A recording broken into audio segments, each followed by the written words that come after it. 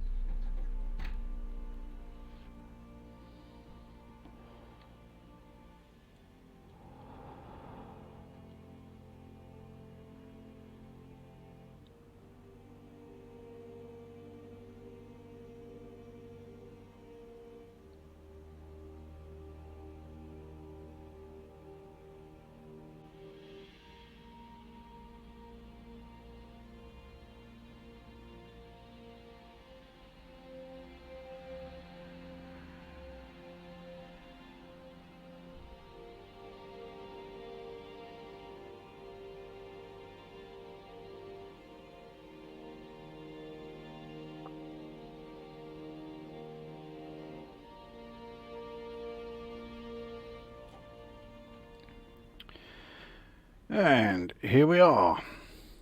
Alright, let's get our cab set up.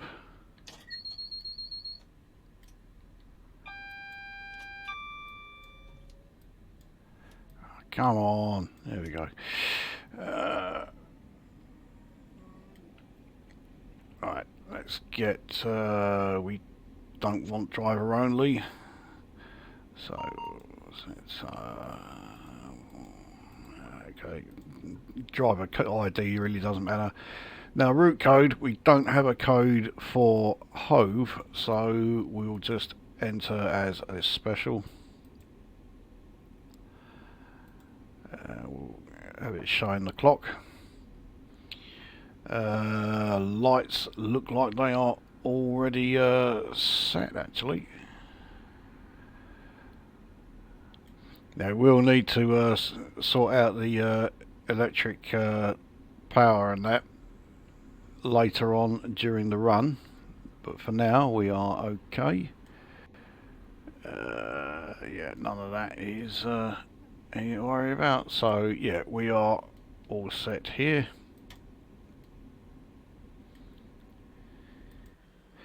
So here is our 377 stroke 5 to be exact.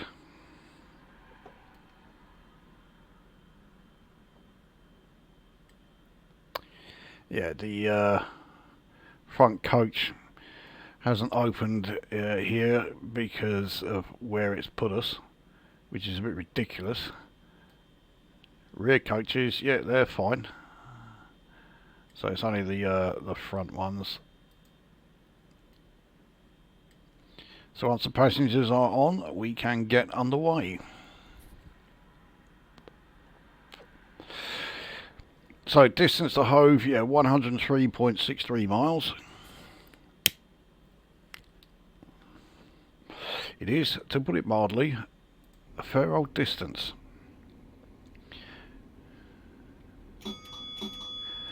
Right, let's get underway. Now you'll notice, yes, this has a speed set selector and speed set here, neither of which work. It's not because Armstrong Powerhouse have done a bad job of implementing it, it's because the 377s in real life do have the speed selector and the speed set right there, but it has been deactivated. And no, I don't know why either, but it does seem rather pointless. The only Electrostar that has a working speed set is the 379, but the 379 is AC only, so I wouldn't be able to use it for this run. Timed that quite well actually, so we're into the 75 zone. We can continue accelerating. So our first stop is Luton. We are only stopping at Luton, we are not stopping at Luton Airport Parkway.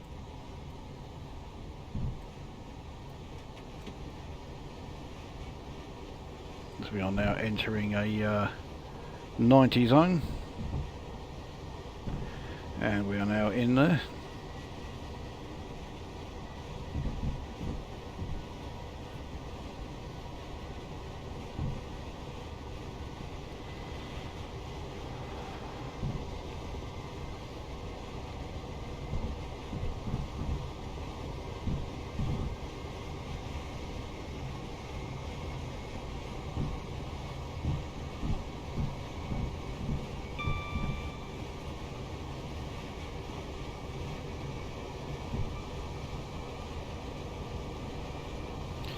Top speed is 100 mph, or at least that's the top operational speed. I'm sure it can go beyond that. Oh, that's me not paying attention to the speedo.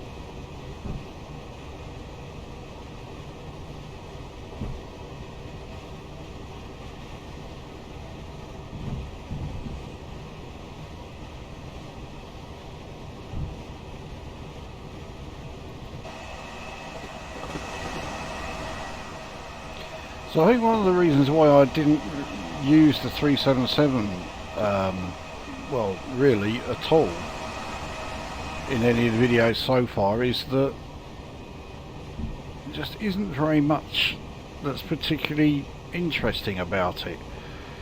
It's, you know, and the Electrostars are, I mean, they are decent trains.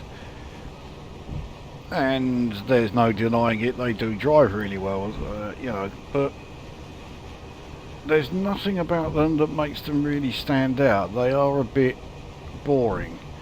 You know, if you were to see one pulling into a station, you really would not give it a second look.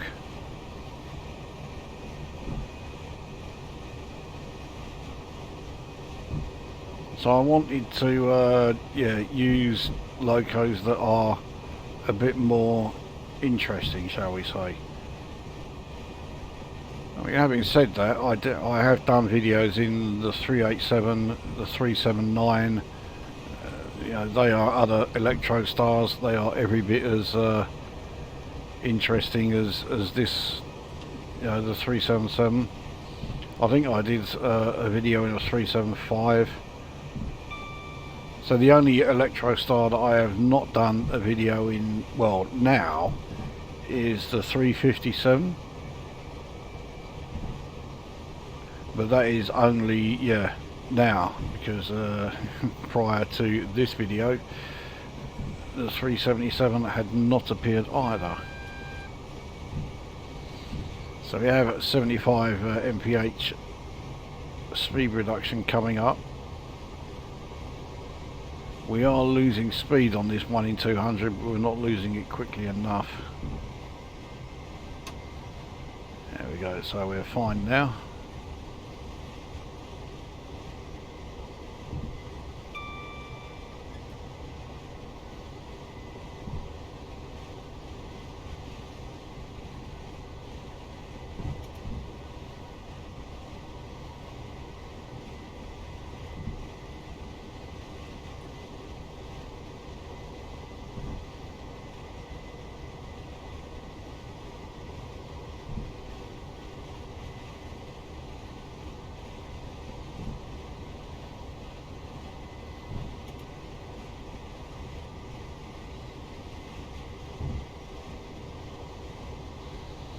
So, back into a 90 zone, but not for very long. But the next station is Flitwick, which we are not stopping at, so we can just go straight through it. We will need to reduce speed as we approach it though.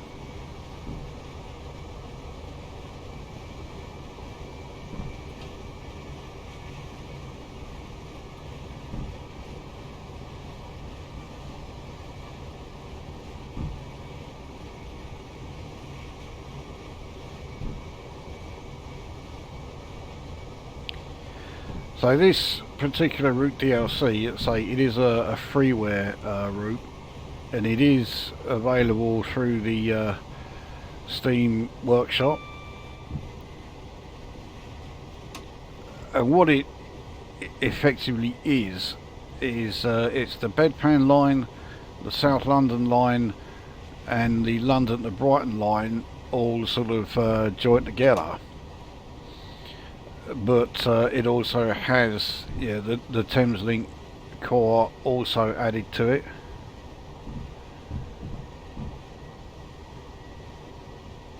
So as far as the requirements for it, well, 3 lines are obvious. I think there are others required as well. That is Flitwick Station. But obviously I will include the download link for it in the description, so you can at the very least take a look at the requirements, and if you do have them, I'd certainly recommend downloading it.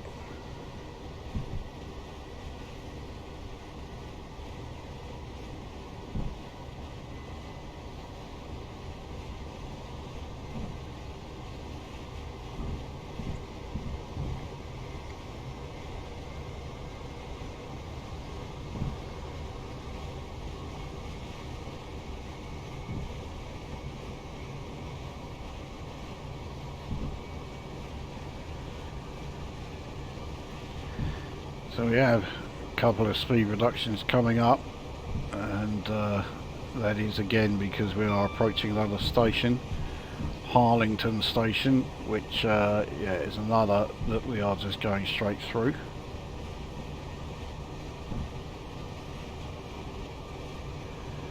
But I think Luton is the next stop. Well, the next station, I mean, yeah, it is the next stop, but yeah, I think it's the next station that we are going to be approaching as well.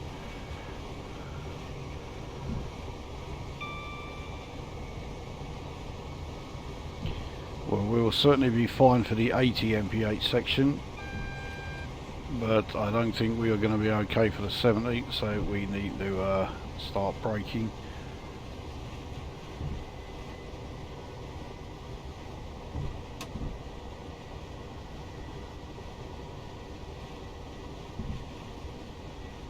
There we go, so we are now fine.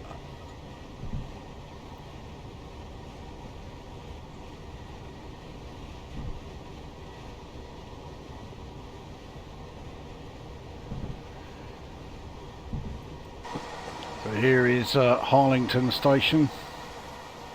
It's a fair size, but yeah, there's really not a great deal there.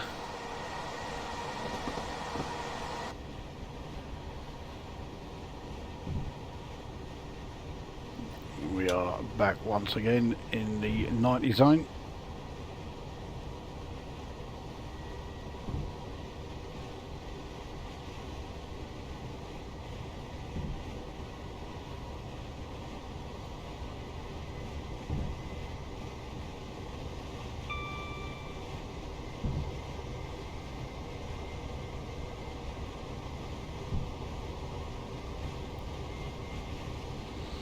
Now in real life this particular journey takes somewhere in the region of 2.5 hours.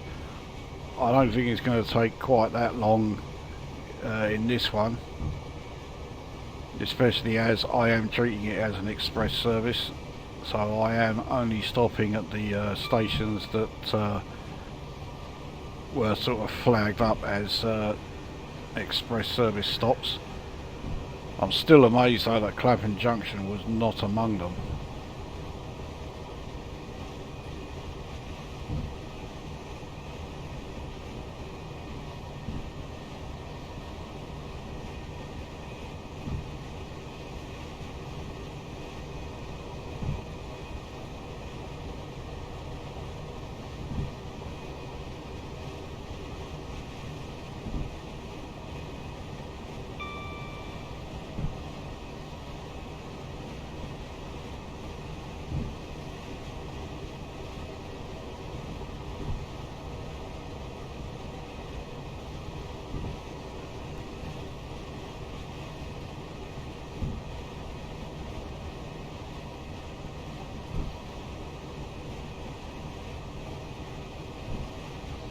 So Leagrave is the next station, not Luton, but Luton is, yeah, it's got to be the next one.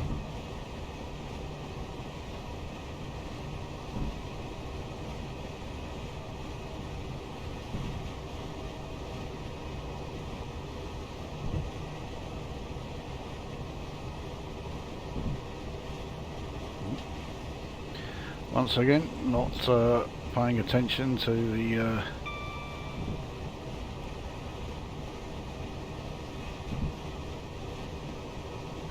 speedo.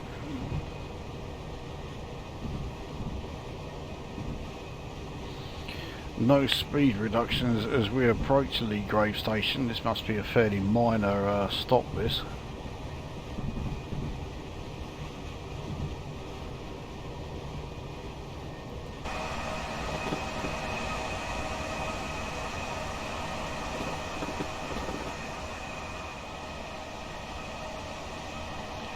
At least there is a station building on the platform there, so makes it a damn sight more interesting than most of these, you know, suburban commuter stops.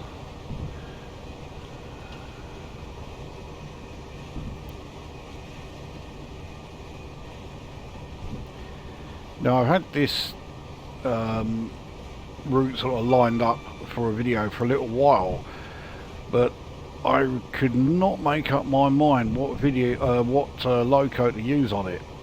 We do indeed have Luton appearing in just under 1.5 miles.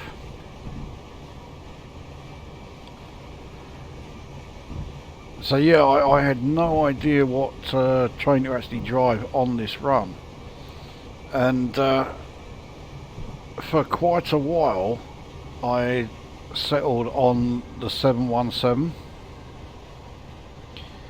and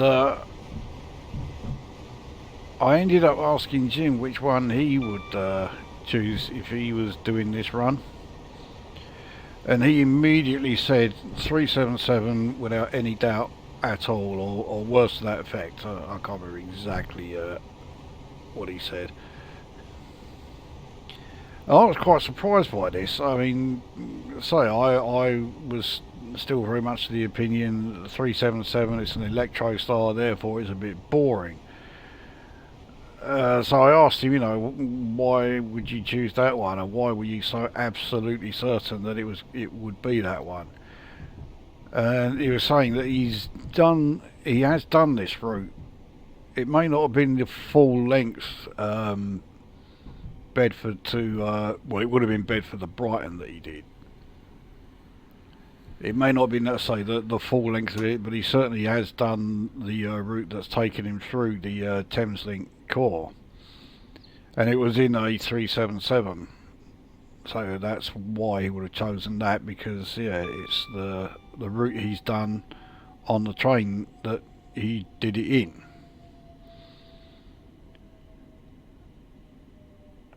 And I said to her, okay, well, I'll keep it in mind.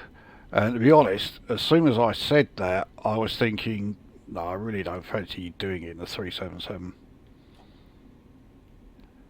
But then, I then checked the the videos to see which ones I had done and which ones I hadn't.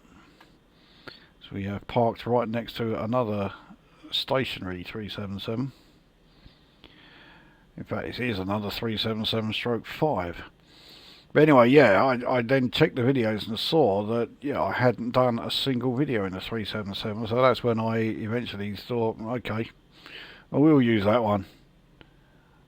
I've not used it in a video before, and I know that there is at least one person who will be watching this who will think that it's a decent choice.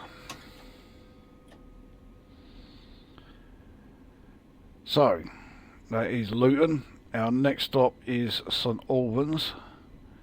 So we come out of here in the 55 zone, but I mean, yeah, we might as well go straight up to Notch 4. As soon as we're away from the station, we're in a 70 zone, so we can accelerate at full speed, no problem. There we go, we're now in the 70 zone.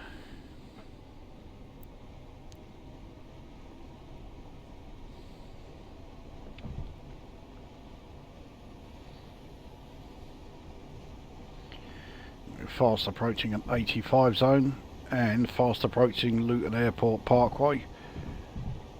It's actually another station I'm quite surprised is not a stop even for an express service.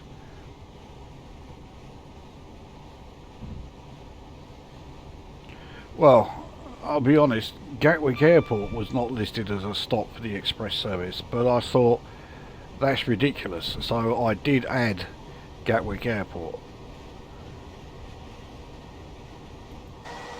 So here we are at Luton Airport Parkway. So, I mean, that looks more like a bloody factory or something over there, or a mine or something. It certainly doesn't look like an airport.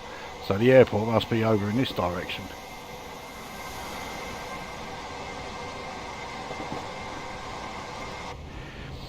In fact, I think Luton Airport Parkway is not that close to Luton Airport. It's you can take like a small sort of like shuttle service from Luton Airport Parkway, and it will actually take you to the airport. I think it's a good couple of miles or so away. It may be more than that.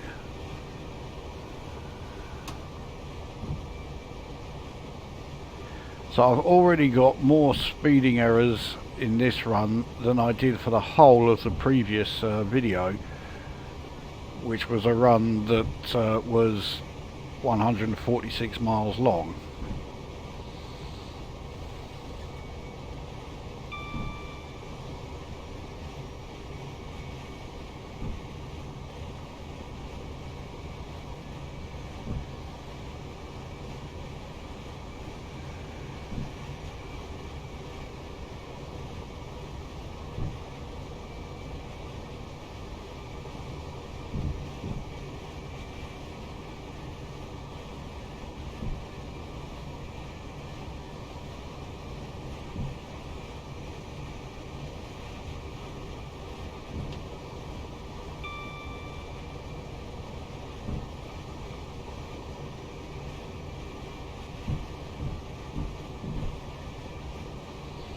So we have another speed decrease coming up. Again, it is quite short, 75 to 85 is barely a quarter of a mile between the two. It might be a station that we're going through an avoiding line. Clearly that is not the case though, because yeah, Harpenden station is then coming up.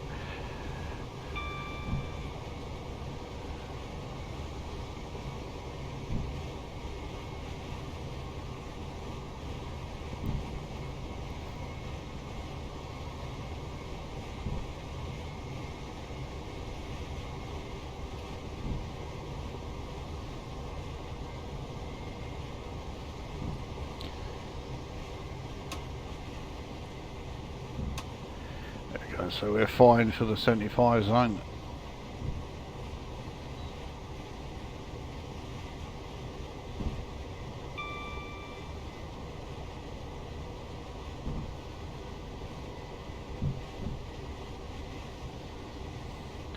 So there we are, we're in the 75 zone now.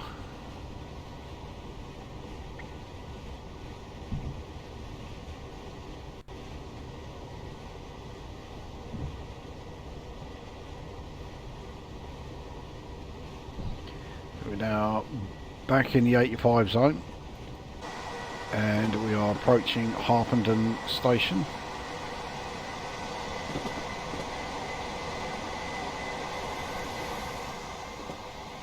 Again, quite a major station. It does at least have a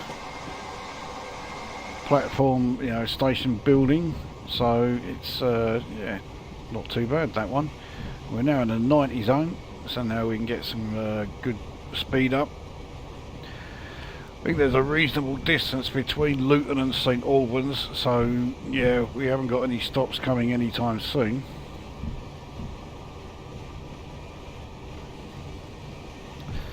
So this is a route, well, if we were playing just the standard bedpan route, this is the route that has an extension that is coming from Armstrong Powerhouse. And on the surface that sounds great. But,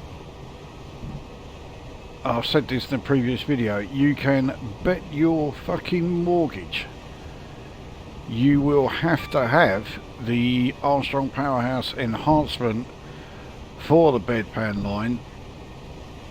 You've got to have that installed if you are then going to install the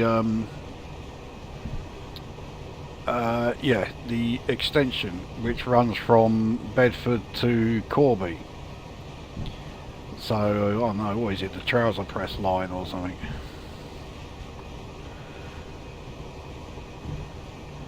But that goes in a different direction to the freeware route that I have, which actually goes, you know, right through Bedford and continues on to Leicester.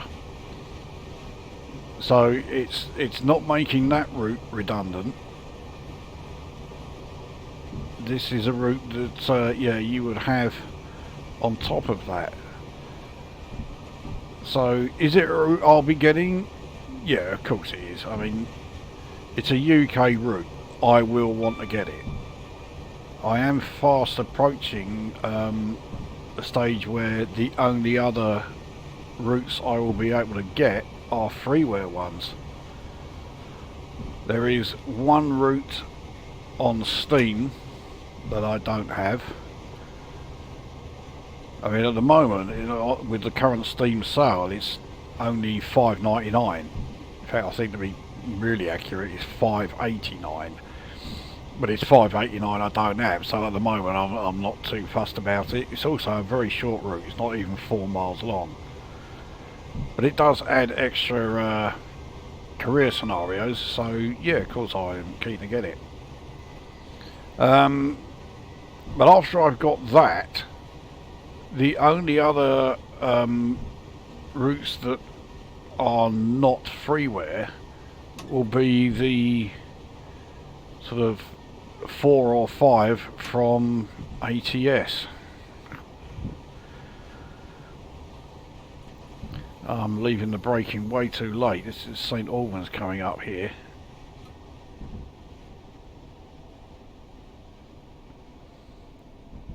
Now granted, the brakes on the Electro Stars are phenomenal. So yeah, even though I left the braking way too late, it has not been a problem at all.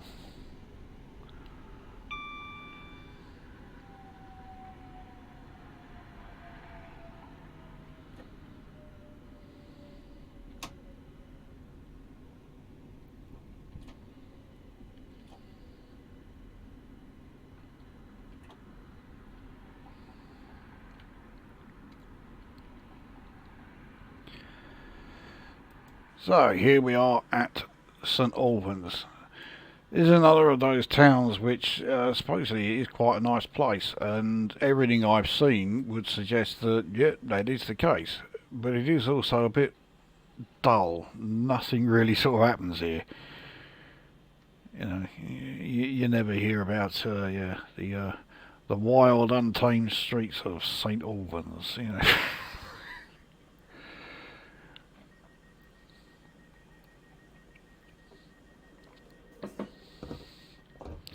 Okay.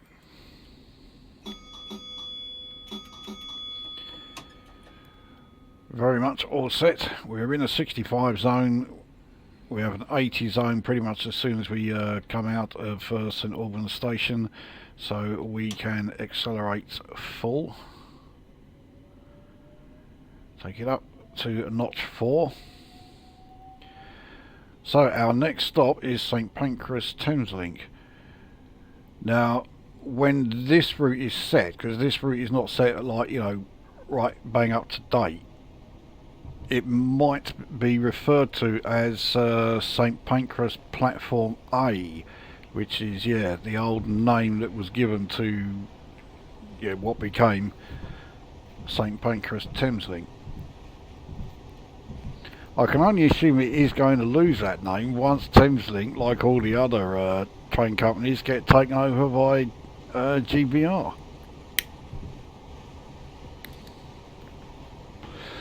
So maybe then it will revert to yeah, Platform A.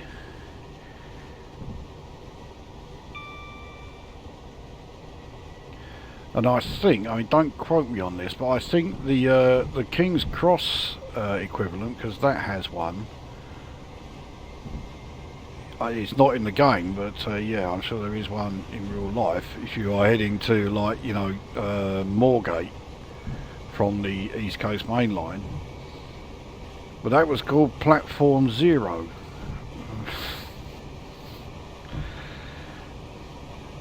Well, you're not going to forget it in a hurry anyway.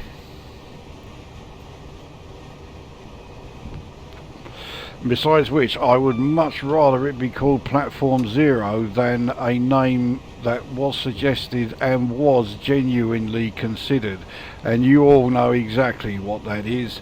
Yep, it was actually considered to be called 9 3 fucking quarters.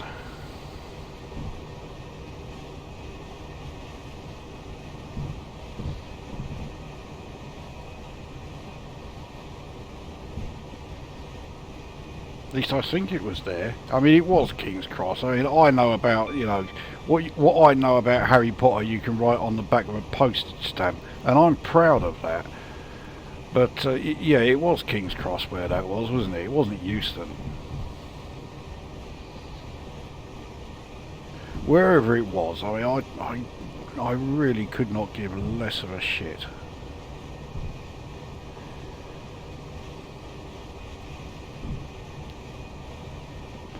The one thing that always amazes me about Harry Potter, right, those books were written for children. They are children's books.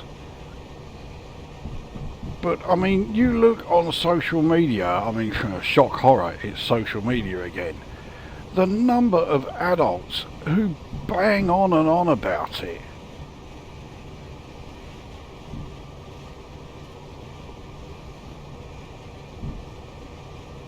I mean, at least, you know, Star Trek, even Star Wars, although Star Wars has thankfully rather died a death now, and deservedly so. I mean, Star Trek's not far behind it with that fucking Starfleet Academy abomination. But, I mean, at least, you know, Star Trek, Star Wars, when they were good, if you can remember that far back, they weren't written specifically for children. They were written for, you know, a broad, you know, audience. So that was Radlett Station, we've just been through there. But Harry Potter was written specifically for children.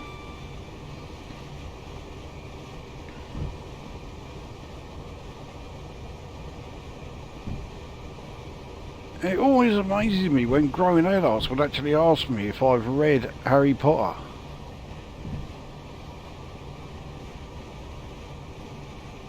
yeah, have you read, you know, Harry Potter and whatever it is? No, I haven't. I'm 53 years old.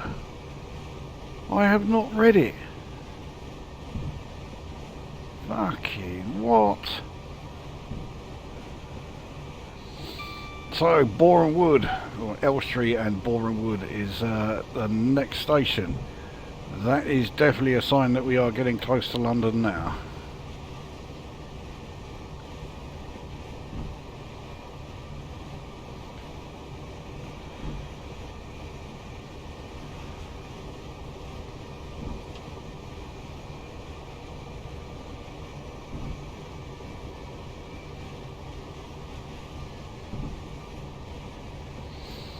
And let's you know, make this quite clear. Yeah, I'm 53 years old and I still play video games, and I have spent the last 6 months churning out videos of me playing video games very specifically about trains. I am well aware of the nerdy niche level that you know, I am at. And I still will not go anywhere near Harry Potter and any of that bollocks. So here is Elstree and Boreham Wood Station.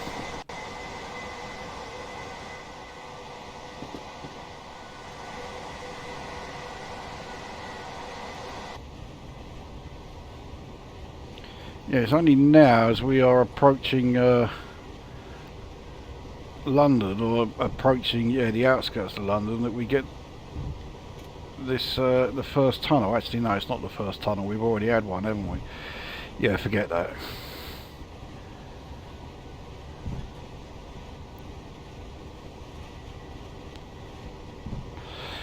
So we have another 90 zone, which yeah, we will get once we leave the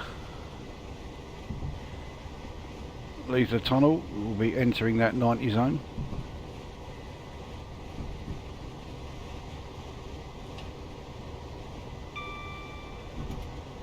There we are.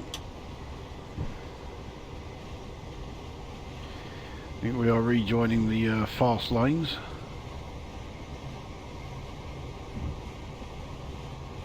These days the fast lanes on this line do actually have full HST speed limits.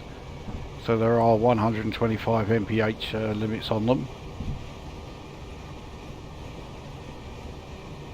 None of the routes for this game have the 125 limit, or at least none that I am aware of. Maybe the enhancement, the AP enhancement for the bedpan route will have them, but if it does, it's the only one. It's the only one out there that has it.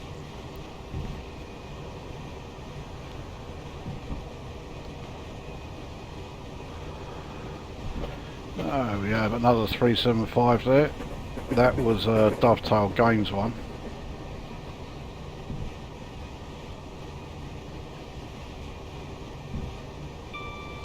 So Mill Hill Broadway is the next stop. Well, next station I should say. Yeah, no, we're not stopping here. It's a fair sized station, I'll give it that.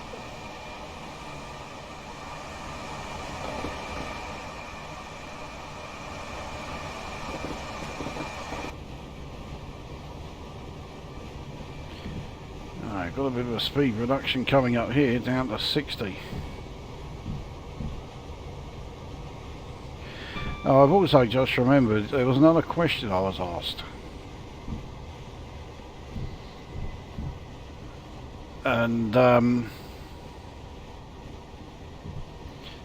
I'm not quite sure why I was asked it, but so I was asked, are there any loco or route DLCs that I've bought that I wished I hadn't, or you know, that I regret getting?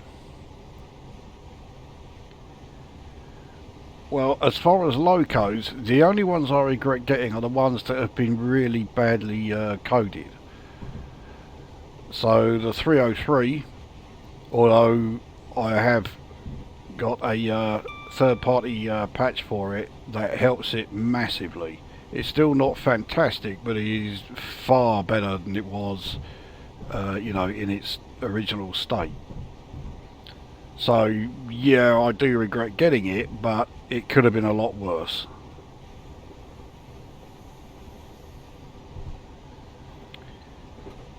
So I think this is taking us on a different route than it would have done if I was on the original line. So this is good.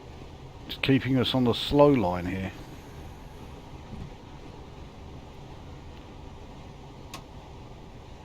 So we approach Hendon Station. Other locos I regret getting. The DTG Class 319, for the same reason. It's been really badly coded.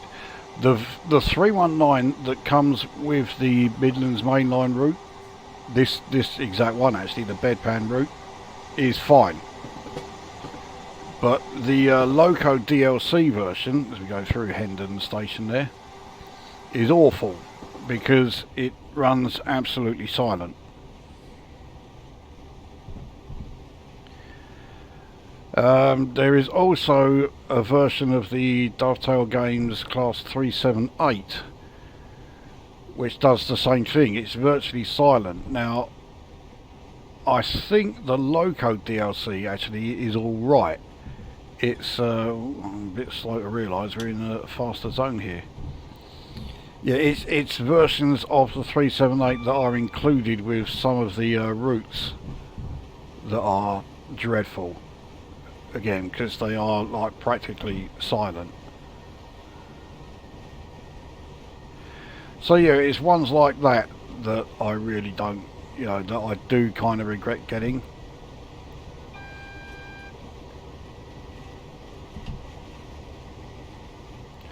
But some of them you almost need to.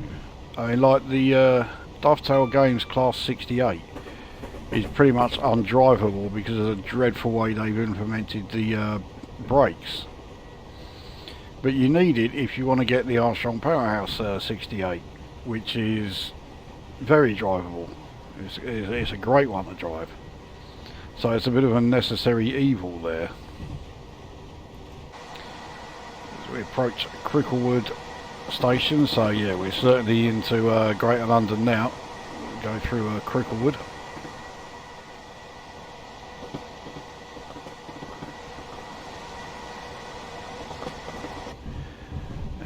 West Hampstead Thameslink station next.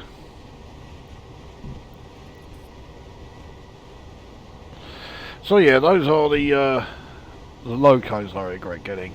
I'm sure I remember some other ones, but for now that's it. Now as far as routes, there are only two that I regret getting. One of them, I'd really actually. Both of them, I've no idea why I got them in the first place.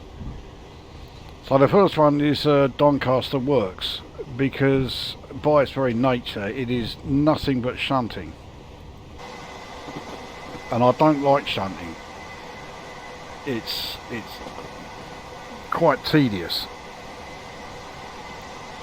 So I've no idea why I got it, because it was blindingly obvious, as we go through West Hampstead Thameslink there, it was blindingly obvious that that route DLC was going to be nothing but yeah, nothing but shunting. The other one I regret getting was a route called Hatchet Hill Quarry, which as far as I'm aware you can't get anymore, at least not on Steam.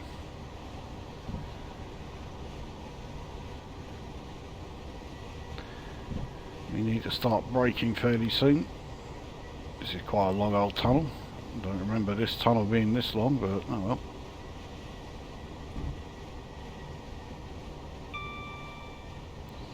But yeah, Hatchet Hill Quarry, I do not remember ever seeing it, because it has no quick drive options and it has no Career scenarios. I think it has a couple of like standard scenarios, but that is it. But of course, when I play this game, I like doing career scenarios, and I'll do quick drive when I'm doing these videos. They're the only two modes that I really play. So that route DLC never shows up. Not only are we speeding in this 50 zone, we've got a 30 MP8 zone fast approaching.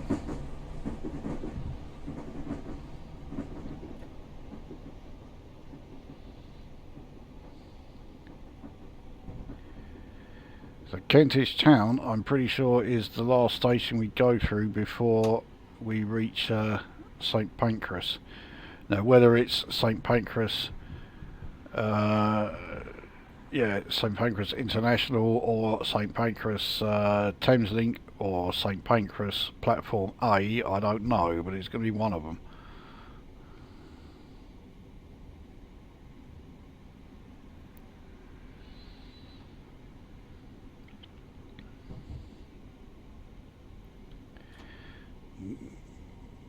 We were going rather slightly downhill there, which did not help matters.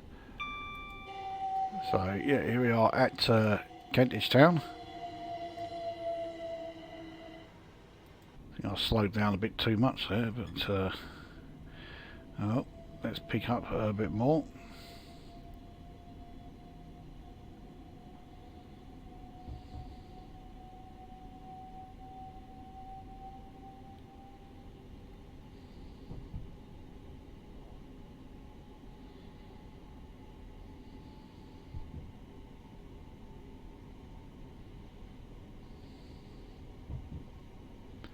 So it's somewhere around here that yeah, the entrance to what is effectively the underground section, which we'll be going through.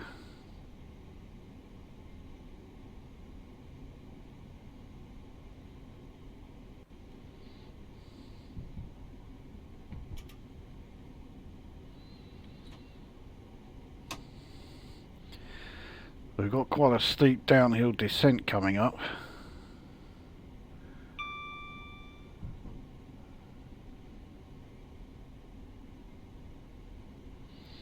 It's sections like this that's where yeah, a working speed set would be very useful. So it's actually St Pancras Thameslink A that we are stopping at, so it's given us a bit of all of the names. So 1 in 48 downhill, 1 in 38 downhill.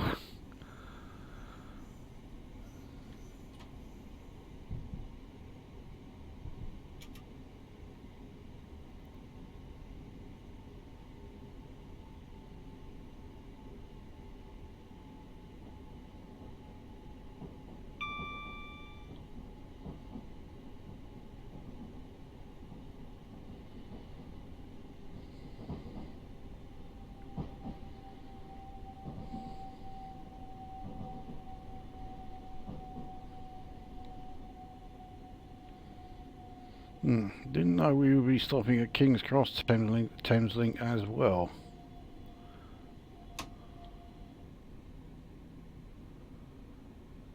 So this 1 in 38, we'll let this bring our speed up.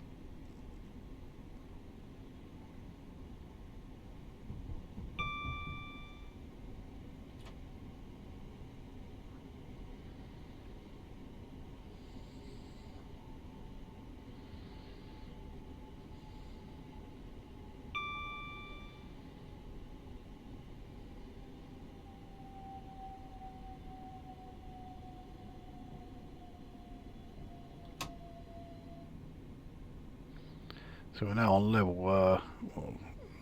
level ground.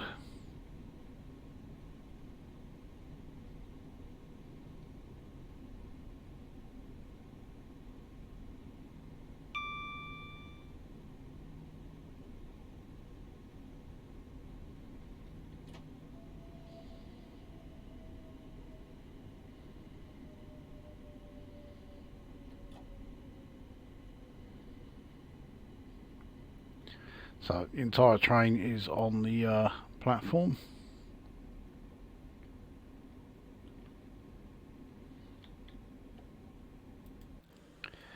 So here we are at King's Cross, no, St Pancras Thameslink, but yeah, it looks like we are going to be moved over to King's Cross Thameslink. I was not expecting that at all. I was expecting the next stop to be Farringdon.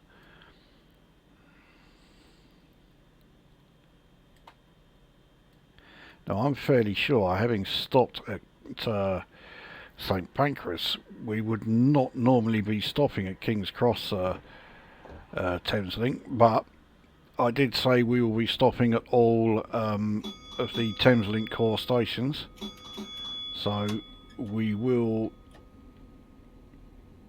stop there.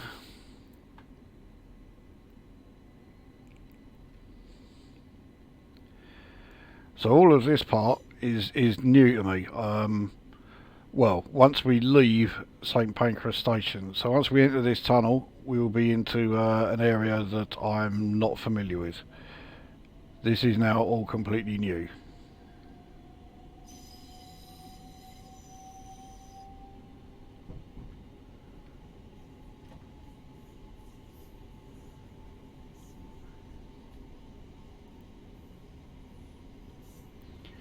Okay, so Farringdon is actually the next station after King's Cross Thameslink.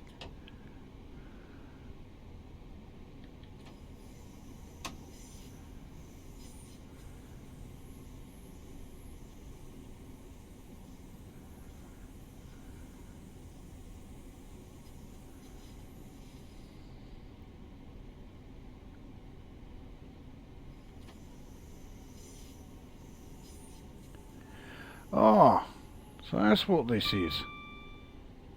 Now I saw this in a previous a video I was watching, and it looks like it's abandoned.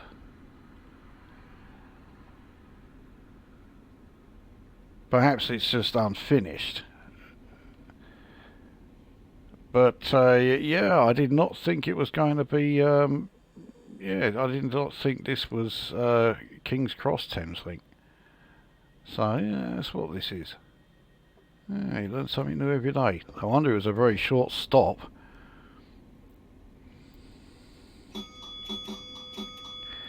Okay, next stop is Farringdon, and this is where I need to change our power mode.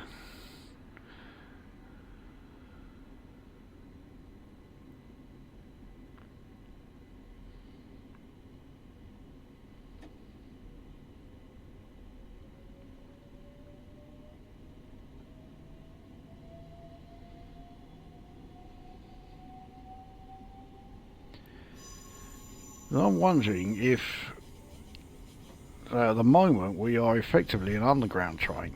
I wonder if train drivers in real life can actually drive like they are, or like they would an underground train, which is that if you pass a say a speed change and it's a speed increase, whereas on like regular trains the entire train has to pass that sign before you can speed up.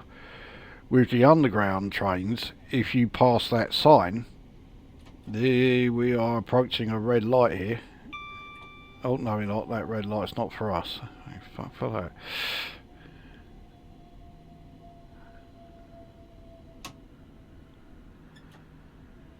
that. Yeah, if you're on an underground train and you pass that sign, the instant it has passed your cab, you can start to accelerate to that new speed. And in fact, all of the underground lines, or the London Underground lines for this game that have been, added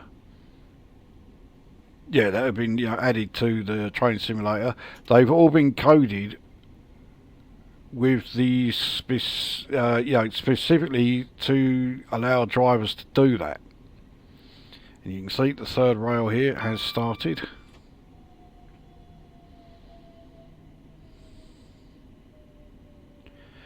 But because of the limitation of Train Simulator Classic, if you do that, it will come up that you are speeding.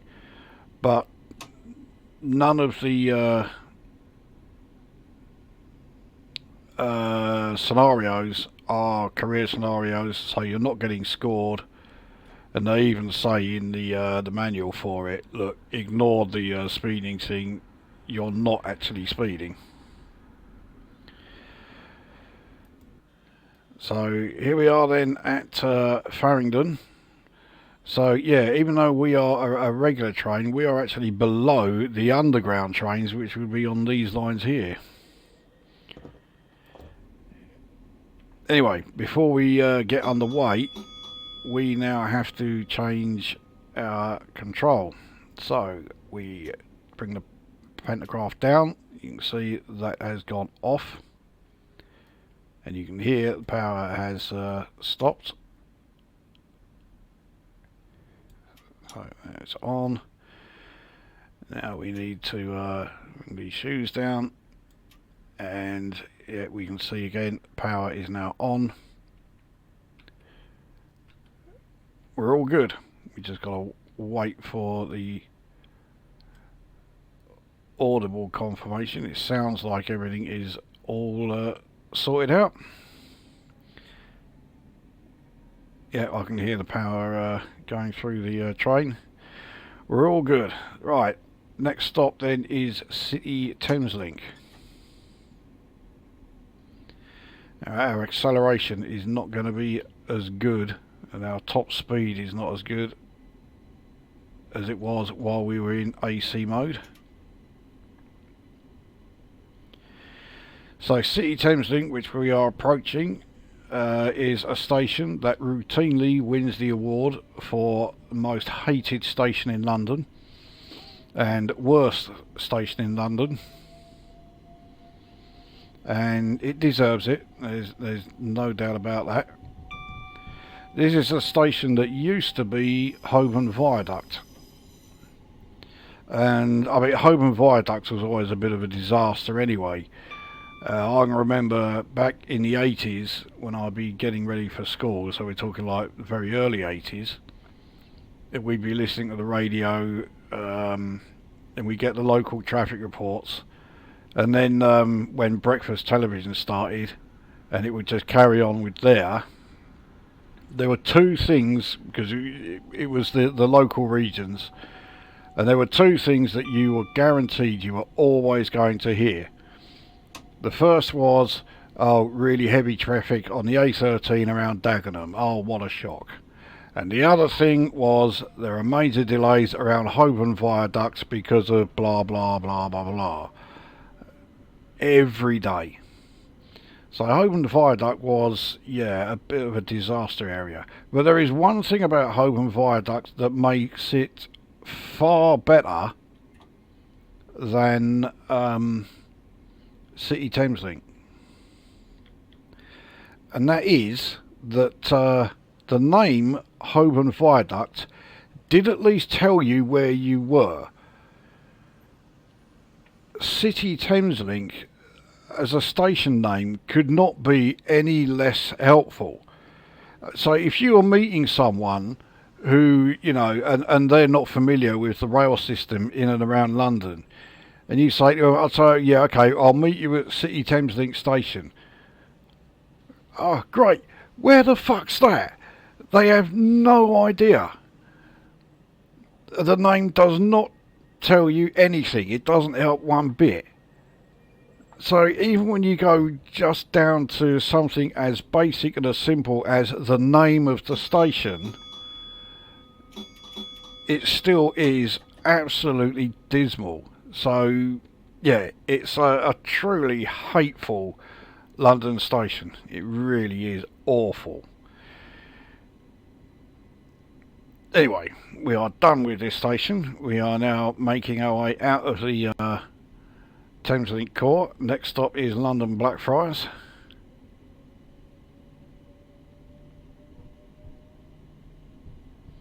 So we've got quite a hefty climb here. 1 in 37.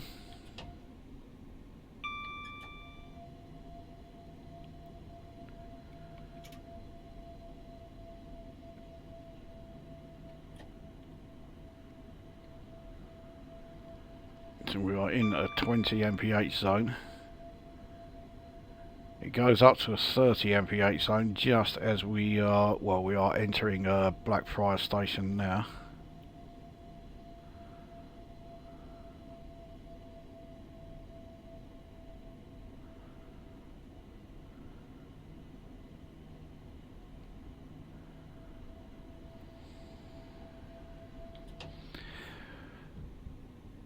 So we'll be stopping here. Our next stop is London Bridge, and after that, yeah, that's us done with the Thameslink Core, and we can yeah, go back to our express services.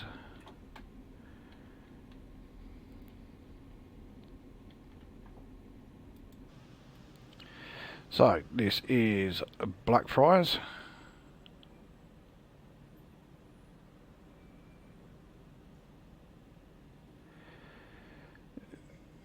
The only station in London which is right over a river. It is right over the Thames. So technically this is the only station in London that is both north and south of the river.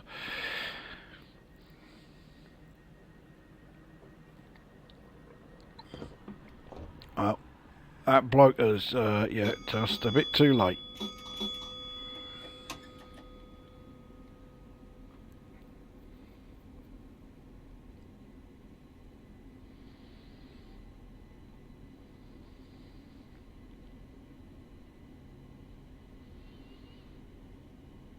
So we are now an hour from Hove.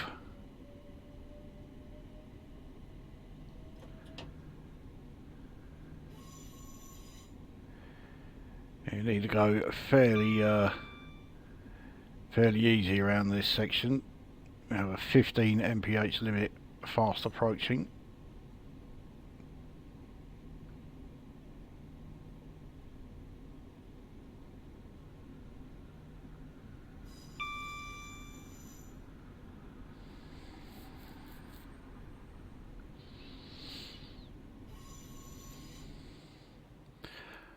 Well, trail derailment due to an AI collision. Okay, so I've hit an invisible train. Infuriating doesn't begin to describe it. Well, let's see if we can continue.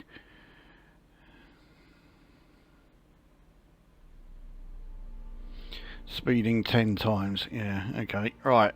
So let's see. Right.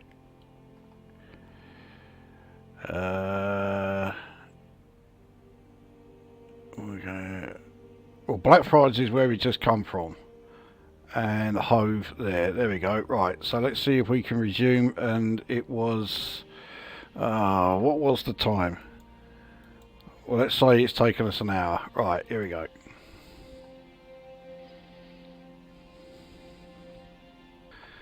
Okay, we seem to be back. Let's see if it works.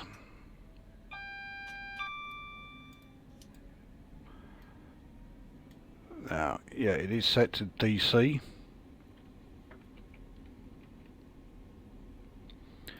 I want driver only. Let's actually make sure it is entering it. And route code 997. Yeah, special. Right.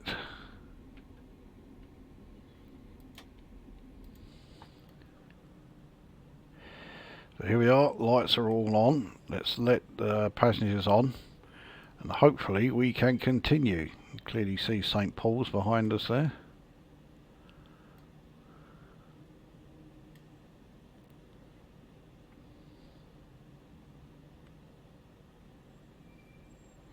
Actually, I don't know why I let the passengers on. I mean, we had actually left this station when we had the first issue. So ETA has us back to taking just over an hour. but that's no doubt because we haven't actually moved yet. Well, not as far as this particular attempt is concerned, so let's see how we do. Hopefully no more invisible trains. We'll put it this way, if we make it to the next station, which is London Bridge, then we should be alright.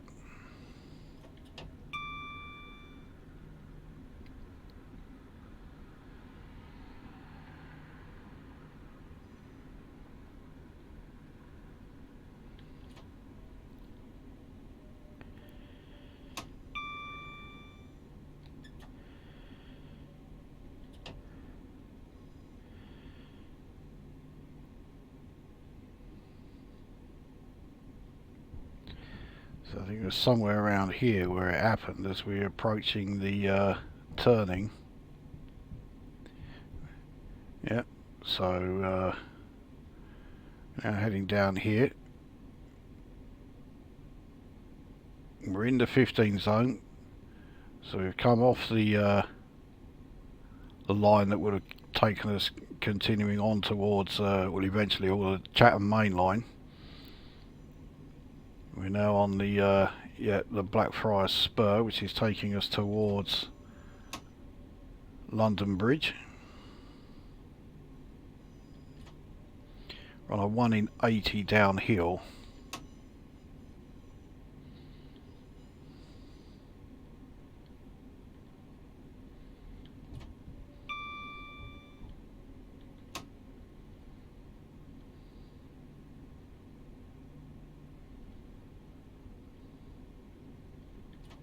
God dear, this is the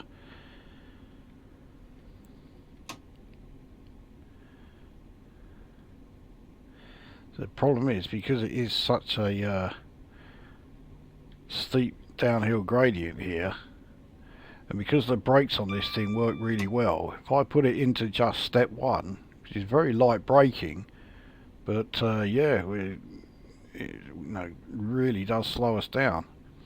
Now we are on level ground again. We need to wait for the rest of the train to get onto that level ground.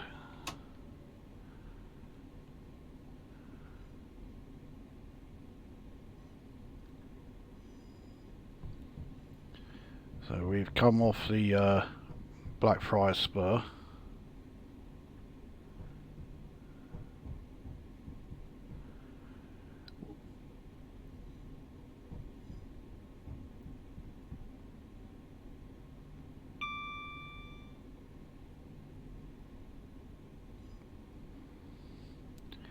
So we'll soon be in the 20 zone. Here we are. So we can get a bit of speed up.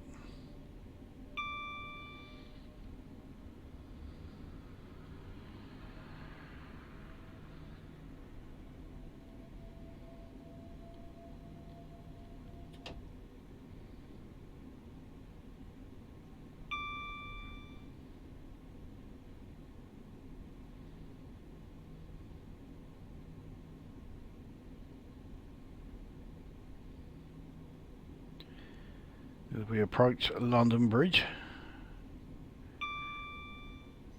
right at the base of the Shard.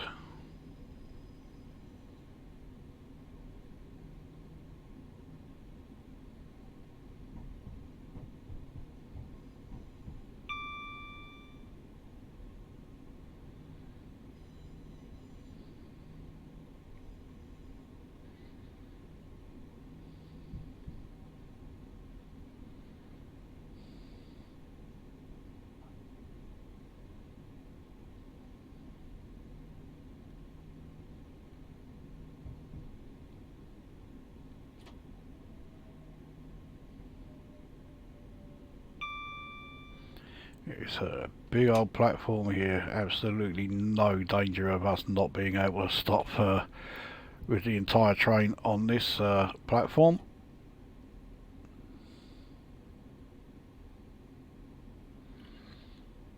So we have finally made it to London Bridge. So here we are, and yeah, there we have the Shard.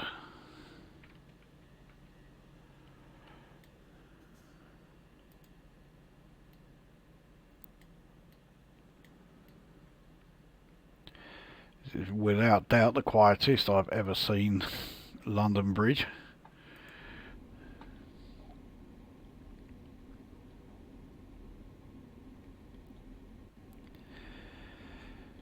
But okay, we got a 15 mph section coming up, but it is not long before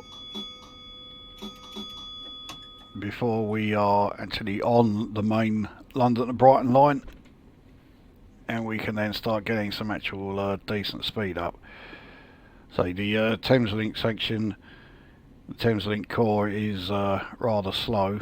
Not surprising really when you consider its location.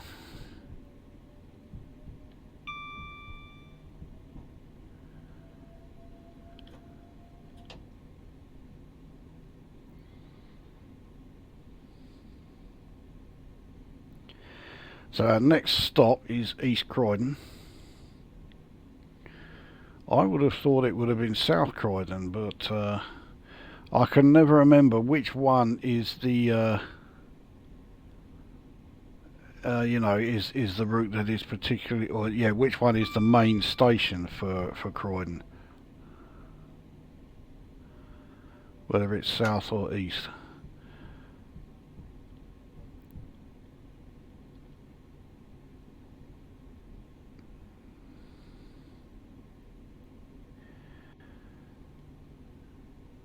So we have quite the slow approach here. I'm hoping once the whole train has gone around those, or gone through the points, that our speed will pick up. Yeah, there it is, 60. So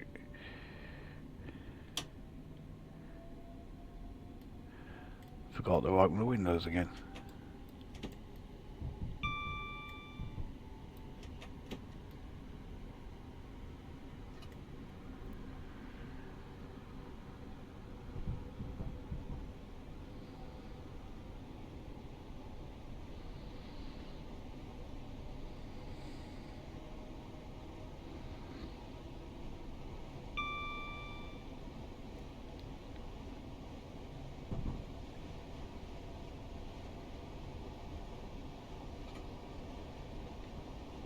Now, is that yellow for us?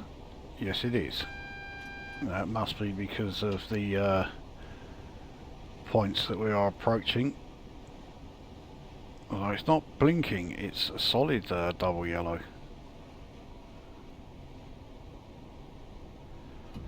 But I think we will still, because we are going to be going over points anyway, we'll avoid whatever it is that's causing those double yellows, and there will be a single yellow here.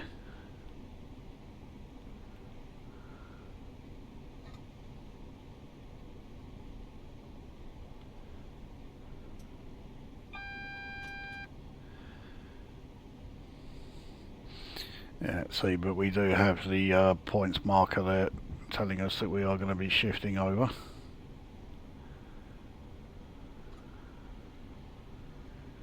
So it must be this 35 mph limit, and it is.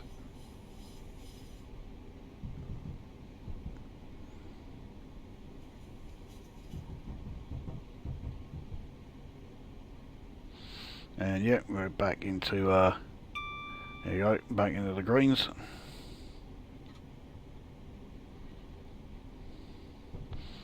So yeah, we were very, very briefly in a 60 zone, but we are now in a 45 zone.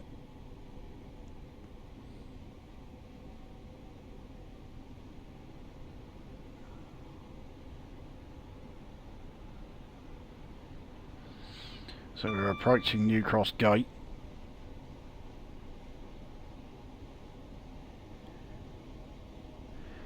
Which is now part of the overground.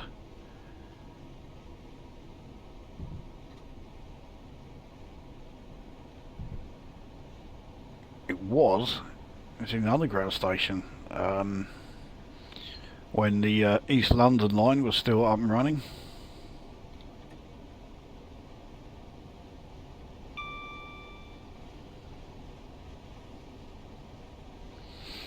And before it was the East London line, it was actually part of the Metropolitan line.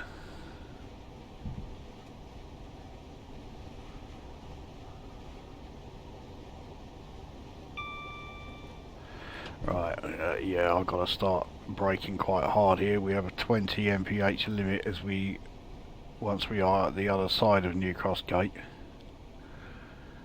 That's almost certainly due to more points.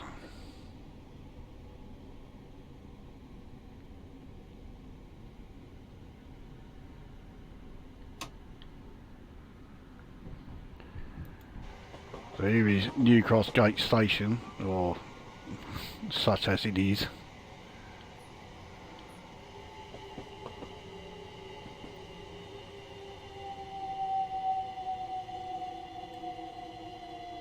Yeah, so it has the overground roundels there, but they do look like the underground ones.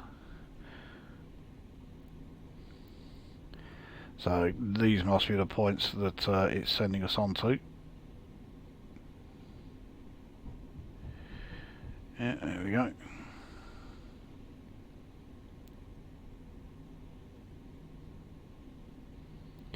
So once the entire train has gone over those points, we will be in a 70 mph zone. Now I'm not sure what the top speed of this train is when it's in DC mode. It's certainly not as much as 100, but it's surely it's going to be more than 70. It's not going to lose that much power. So I would guess its top speed in DC is 90.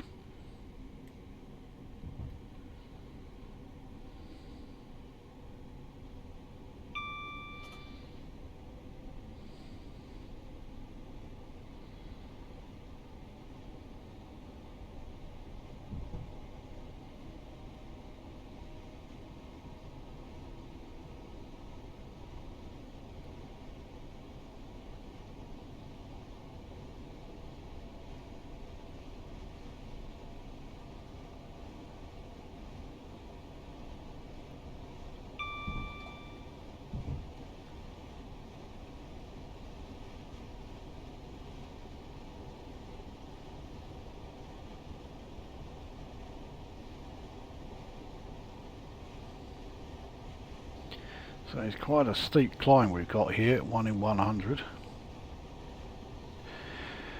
Now that we are, well, I'm pretty sure anyway, we are now on the Brighton line. In the previous video, I was saying about how I'd been asked to recommend, you know, a good route for people who are like, you know, fairly new to the game. And I said the Portsmouth direct line. Again, I was talking about it with Jim from Jim Plays, and it's not like he totally disagreed with my choice. As we go through, I assume he's Honour Oak. We are in an avoiding line here. But he suggested the London-Brighton line, and personally I don't think it's as good a line as the Portsmouth direct line if you're like relatively new to the game, but it is not a bad choice. It's, you know, I certainly wouldn't say no, don't go near it if you knew. That would be utterly ridiculous, but yeah, I would stick with my original choice of the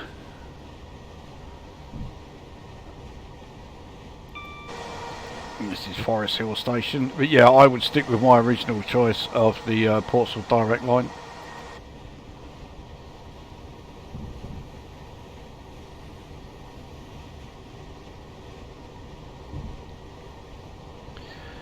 It looks like the next station is Sydenham.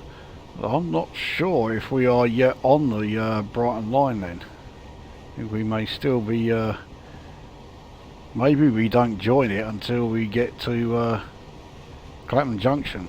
I mean, I'm assuming we're going to be heading via Clapham Junction.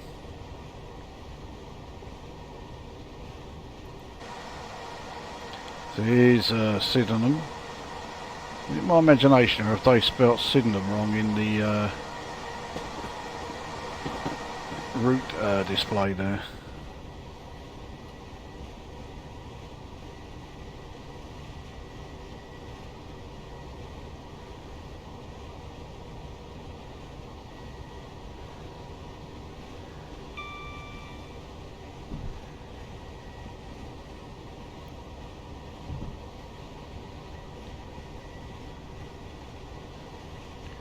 So it looks like we have another here with Penge, which yeah, it might be Penge West. Either way, it's another station we're avoiding through the yeah, avoiding line. The next one is Norwood, or Norwood Junction.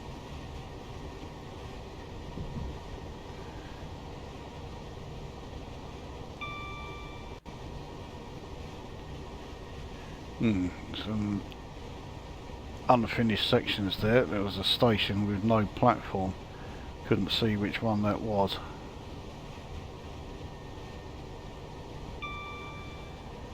So this station, or this route rather, is a work in progress, so I will cut it quite a lot of slack, especially as Danny, the guy who has done this route, he has quite the reputation for doing like fantastic jobs on these routes, and I've not seen anything to make me think otherwise.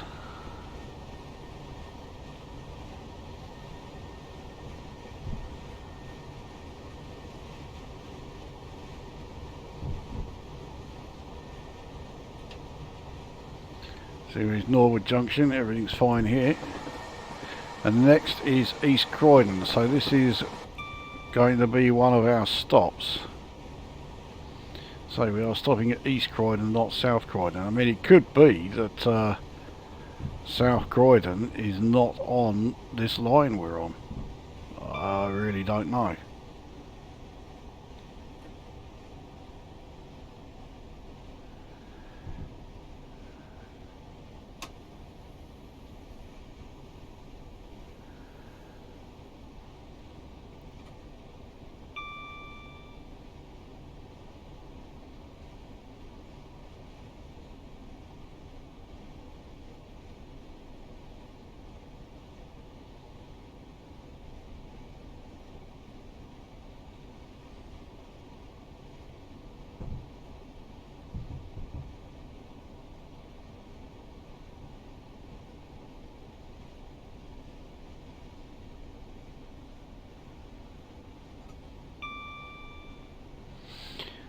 Well, South Croydon is appearing, but East Croydon, yeah, you can clearly see East Croydon is the major station, so that's right.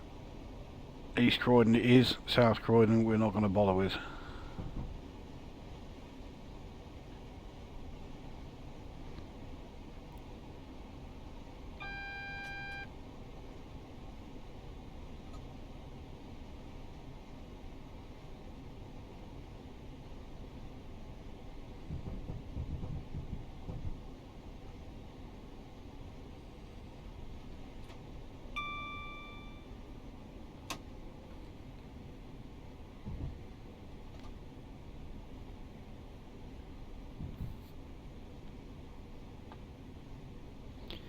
Of course, South Croydon is where I did a fairly recent video, starting from, actually no, it wasn't South Croydon, it was West Croydon, wasn't it? And West Croydon is not on this, I'm pretty sure it's not on this line. Yeah, that was West Croydon to Wimbledon, wasn't it?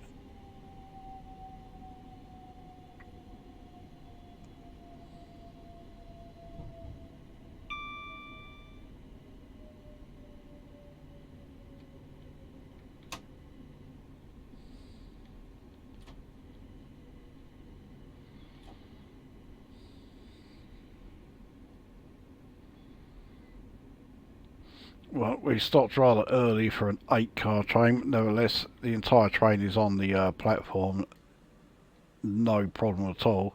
So yeah, here we are then at East Croydon.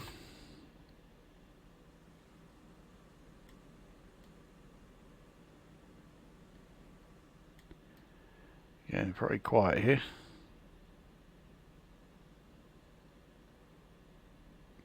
But again, this is an unfinished route. We have had a couple of issues, you know, on this run, but so in its unfinished state, I will give it, yeah, I will cut it quite a bit of slack. Because, okay, yeah, it's unfinished and we can clearly see it is, but there is, you know, there has already been a hell of a lot about this route to convince you that this is a good one.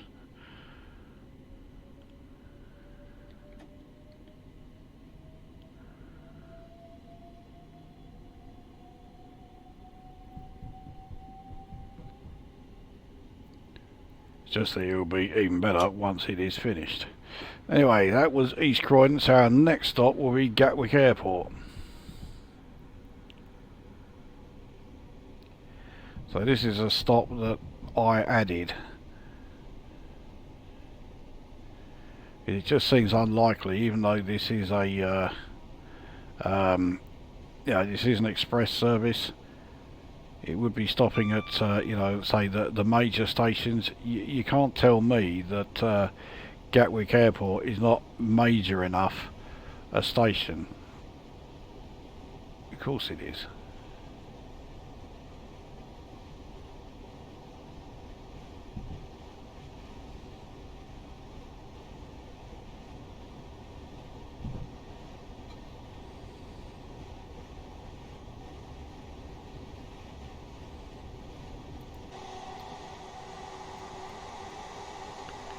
So we are through South Croydon.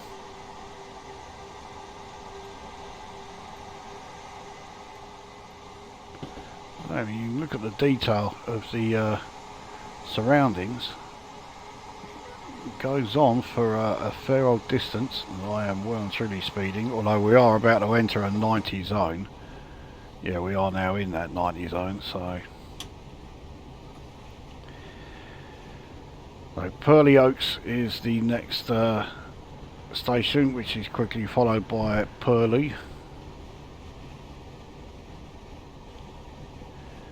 I definitely recognise these from the Brighton line, so yeah, we are certainly on course now.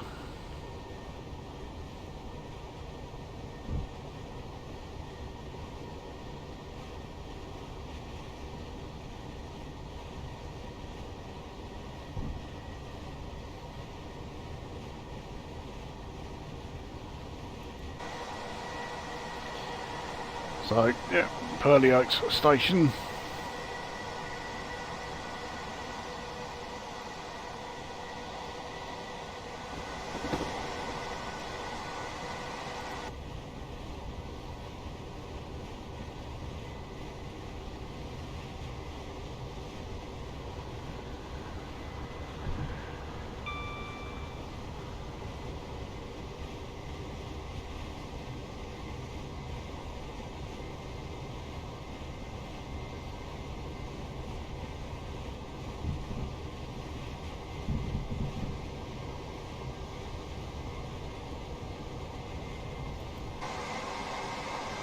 Yeah, this is Purley.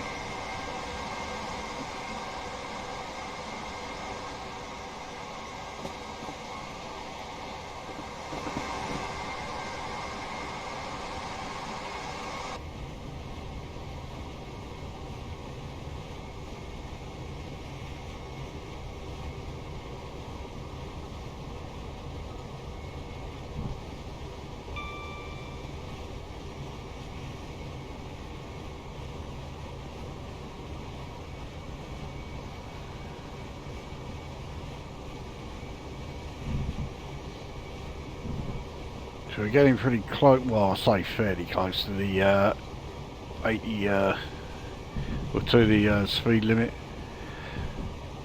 I mean, 5 mph away on the AC power. Yeah, it would be like, you know, we'd be up that extra 5 mph no problem, but because we're on the DC here, our acceleration is so much slower.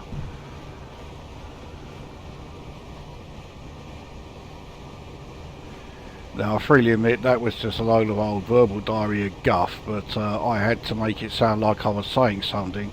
But despite the fact that I told him on 4 different occasions within the space of 10 minutes, don't interrupt, he was about to. Anyway, this is the section which used to be a tunnel going underneath a mental asylum.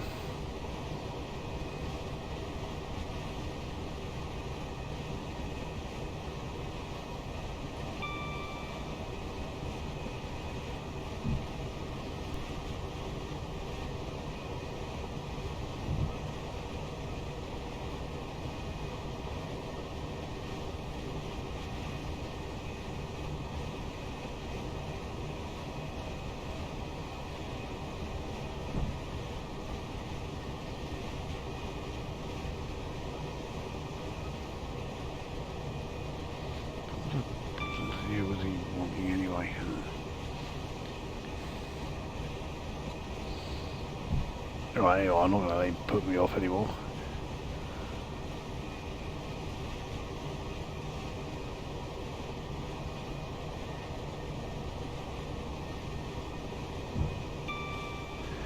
Yeah, I was just going to say, it looked like, yeah, fast approaching one of several tunnels on this section of the route.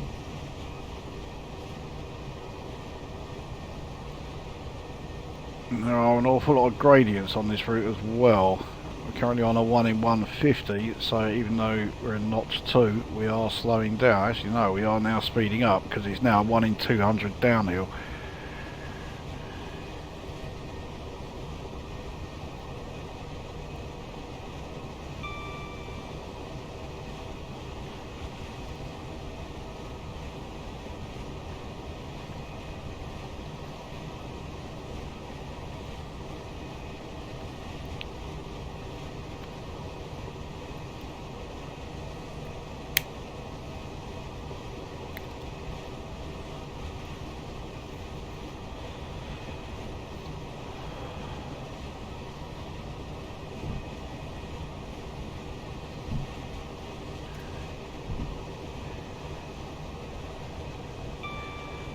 Emerging from there, we've still got a fair few tunnels to go.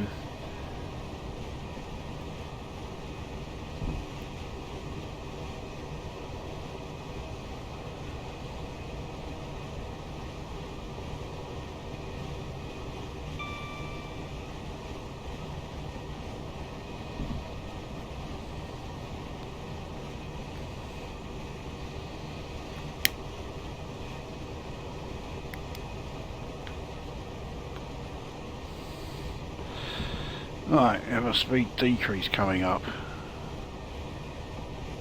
Not entirely sure why it's there. There is an uphill gradient. I can only assume we were going uphill and on a curve, that section there.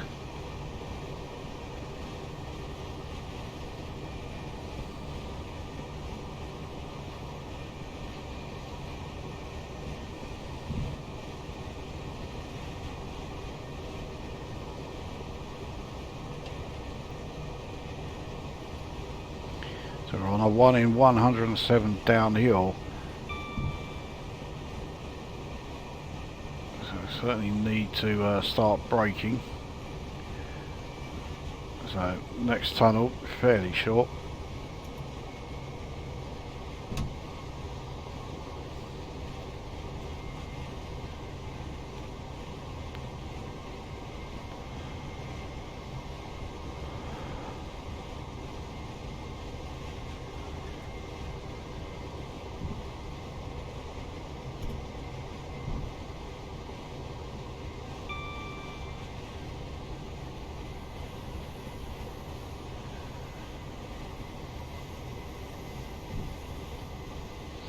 1 in 93 uphill.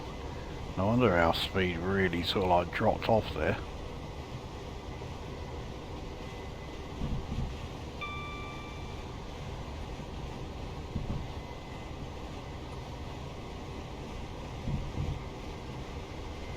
Anyway, we're back in the 90 zone again, so let's get some speed up. So Hove is now less than 29 miles away, which means Gatwick Airport is going to be quite close now. I don't think it can't be more than about 3 miles away, I think.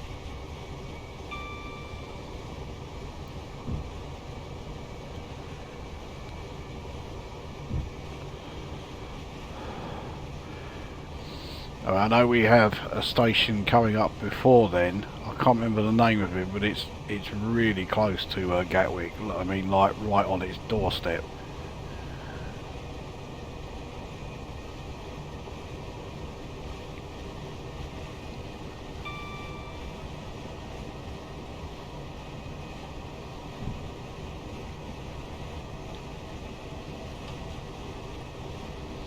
Just too slow.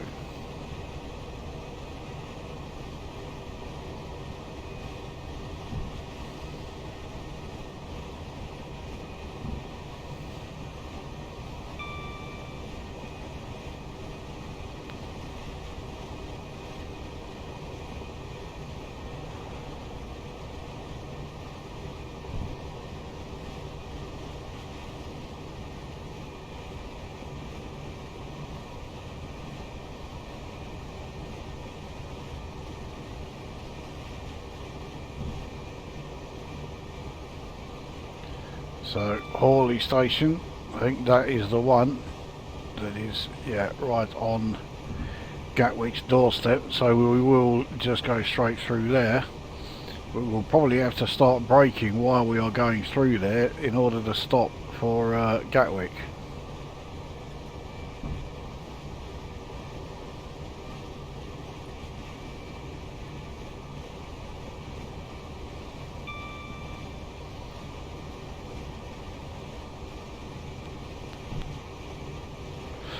Yep, there is Gatwick Airport, 1.5 miles away. So there's less than a mile between Hawley Station and Gatwick.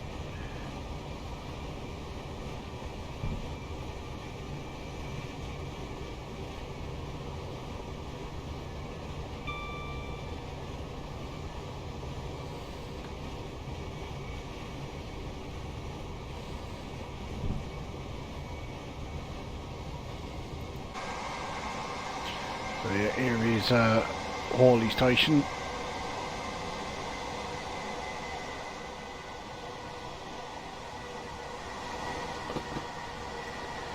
The station building is actually on that bridge.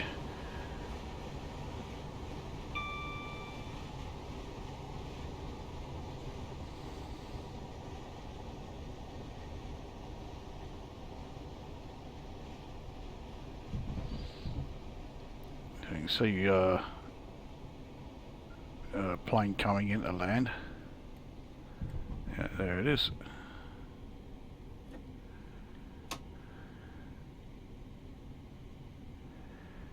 It should have no problem stopping here. I mean, the Gatwick Express has 12 cars. That can stop here just fine. We've only got 8, so yeah, we will have no problem with this one. Famous last words. You watch as I make a complete balls up of it.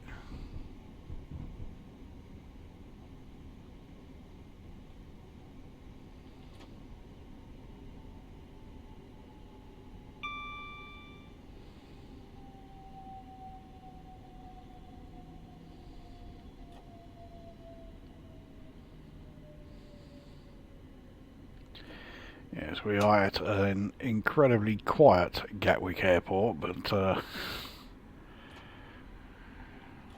yeah, I've gone way beyond the 8-car stopping point, but to be honest, it really doesn't matter that much. So yeah, here we are at Gatwick Airport.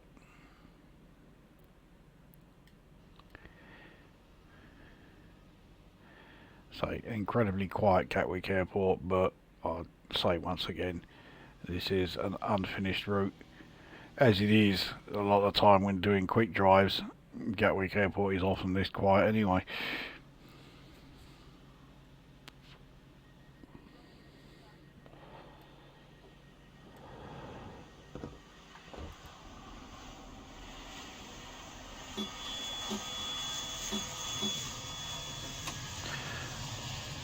I can't see the plane coming in, but you can certainly hear it.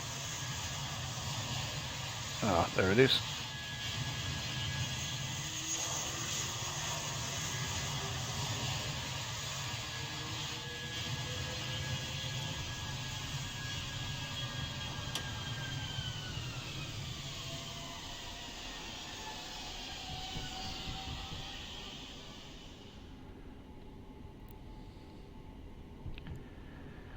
So as we pull away from here, that is our last stop along the way.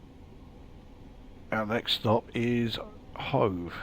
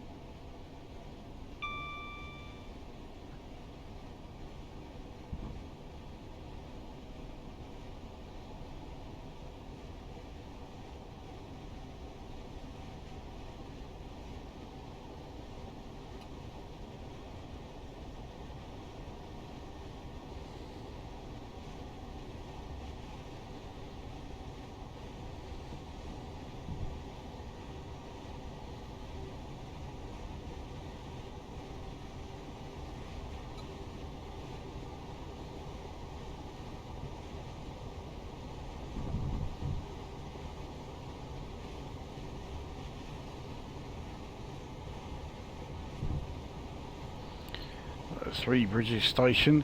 This is frequently a stop even for like fast or express services, but if you're doing the run starting at Bedford, and no, this is not a stop for us, which is a bit of a surprise.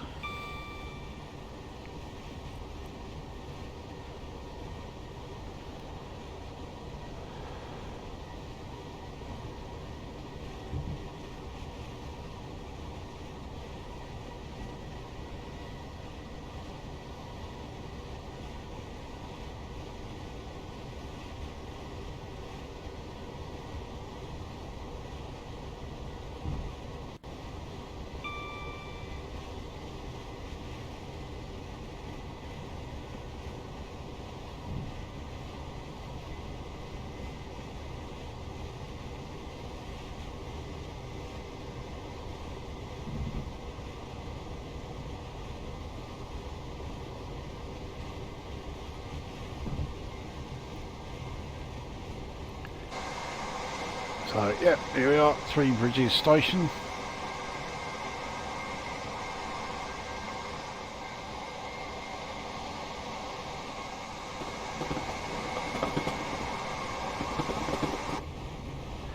That junction that was turning off to the right there, I think that would take you on to, well, eventually on to Portsmouth, I think.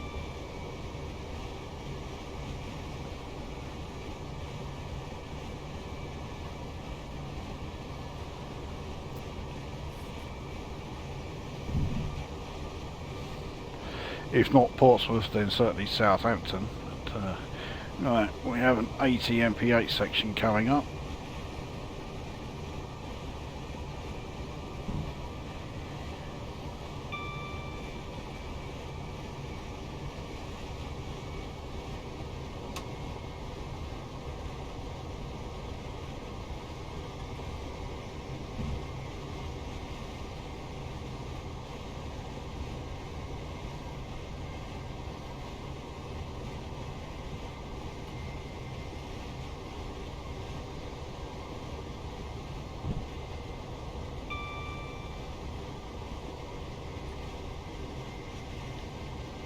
This gradient has rather caught me out, so we've ended up quite a bit slower than we really need it to be.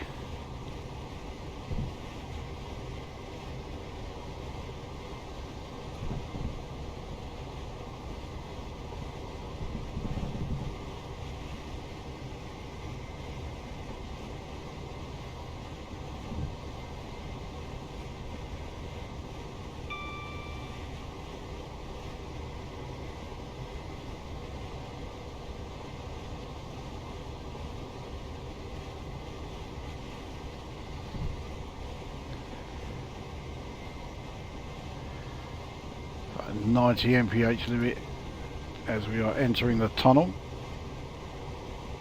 Yeah, we are in the 90 zone.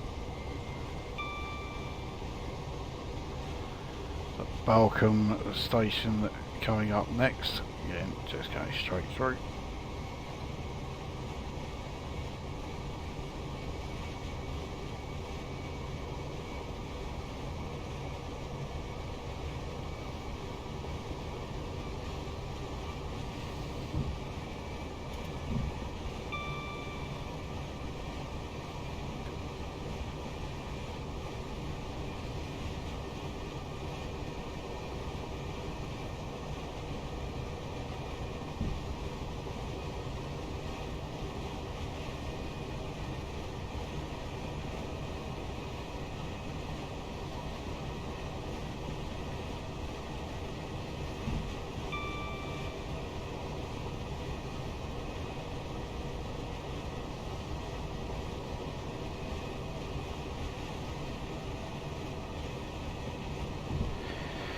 I think it's on this stretch that the Class 442 set the record for the fastest train that used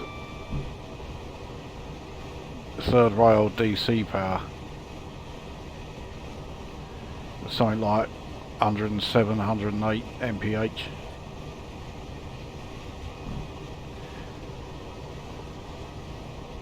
I forgot to actually show, yeah, while we were going through Balcombe, but oh well. Get this bit instead.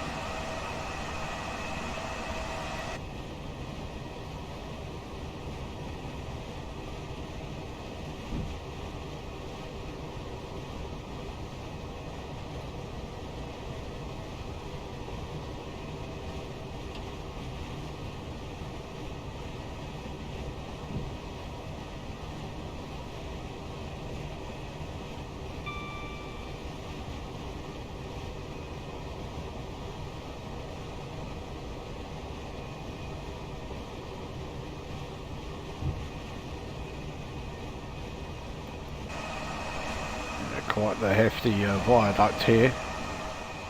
It's certainly an impressive structure. I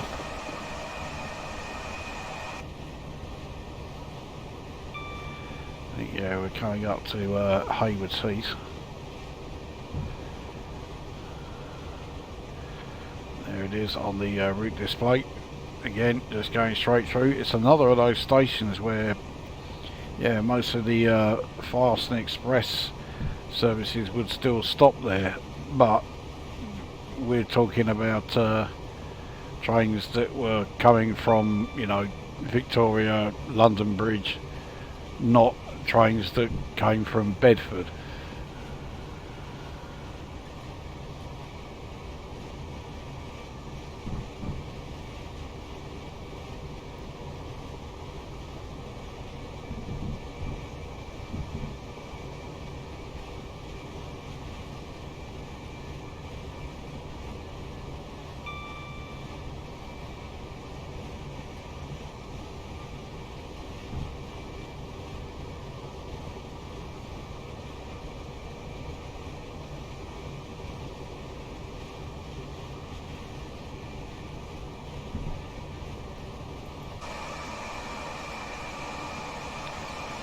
So yeah, here we are, Haywards Heath station.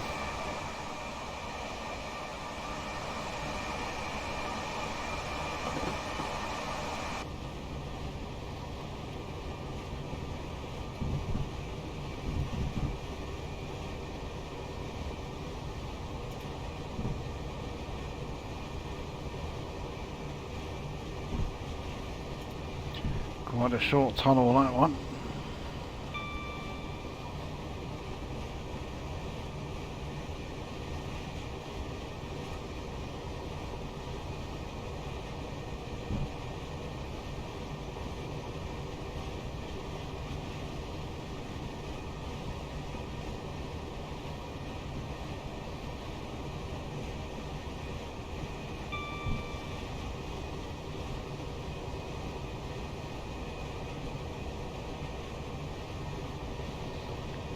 Wivelsfield. Next station we just go straight through.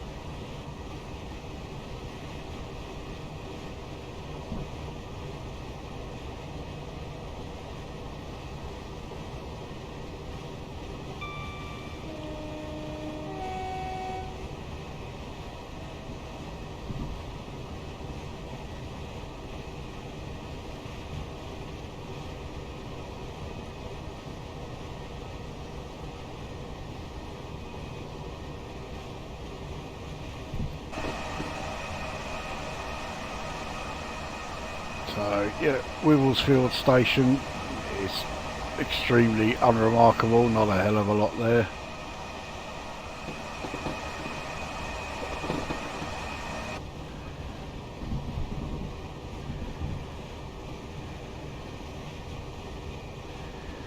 Burgess Hill is the next station. Again, just go straight through it.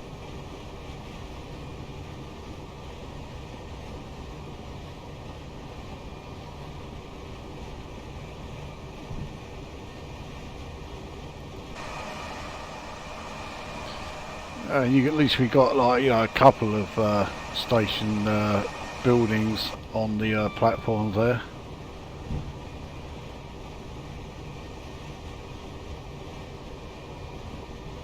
So Hassocks is next.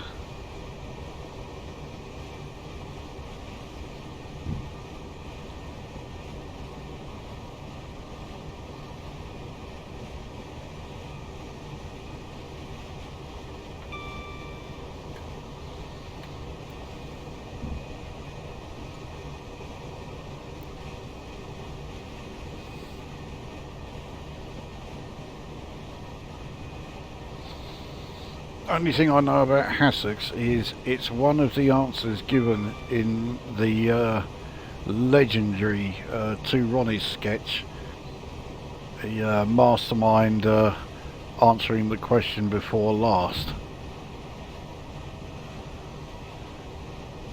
I don't think it was anything to do with the town either.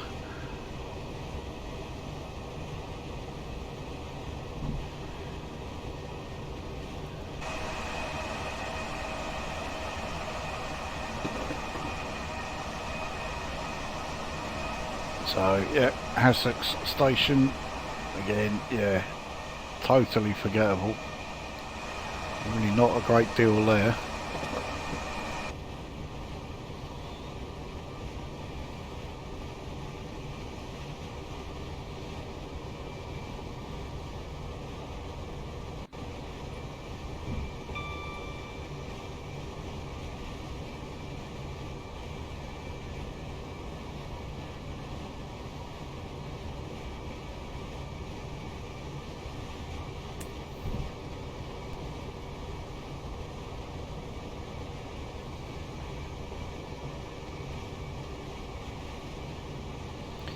The rather ornate entrance to the tunnel here. The exit to this tunnel is not quite so yeah, not, they didn't go quite so overboard with decoration.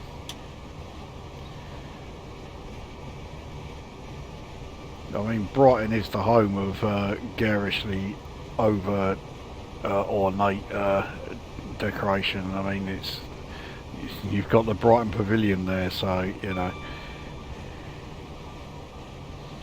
So you have a speed reduction coming up down to 75 in at 1.5 miles.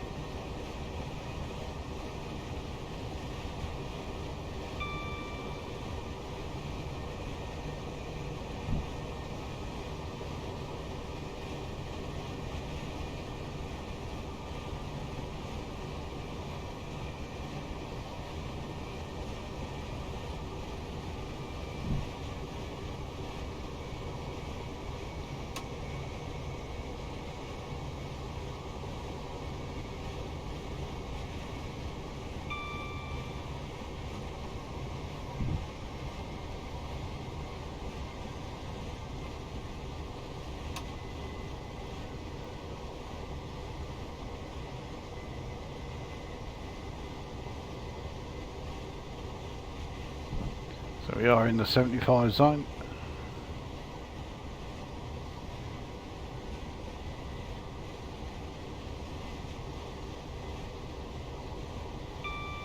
So we will be pretty much doing the entire length of the journey to Brighton. I mean, we turn off more or less the last sort of like the last second.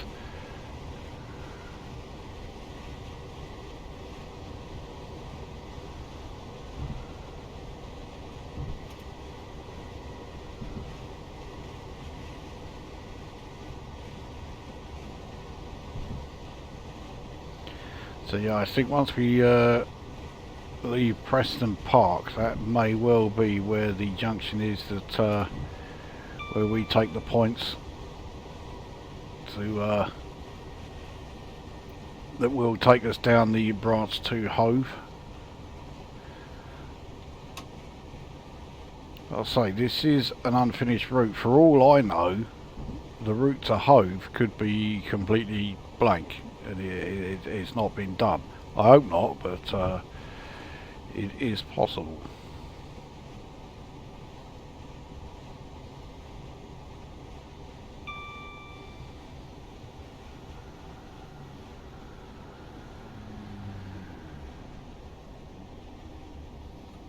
Ah, there's Hove Junction there, so that's 30 must be it.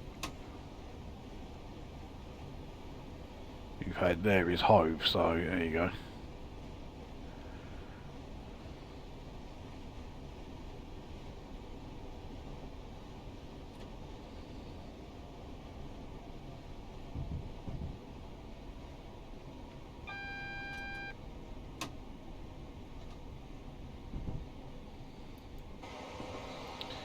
So yeah, here is Preston Park.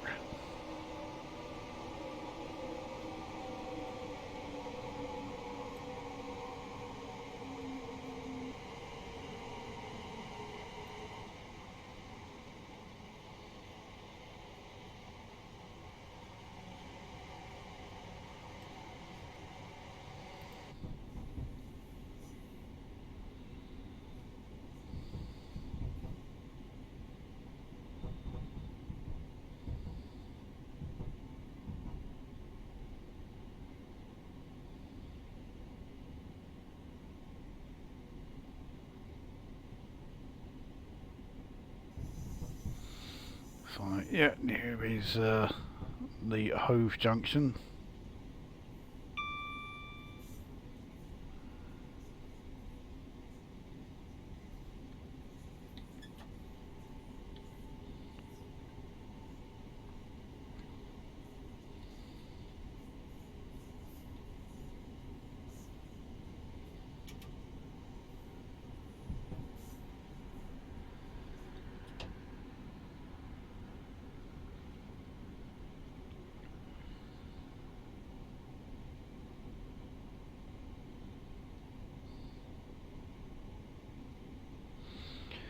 We're now in a 40 zone, but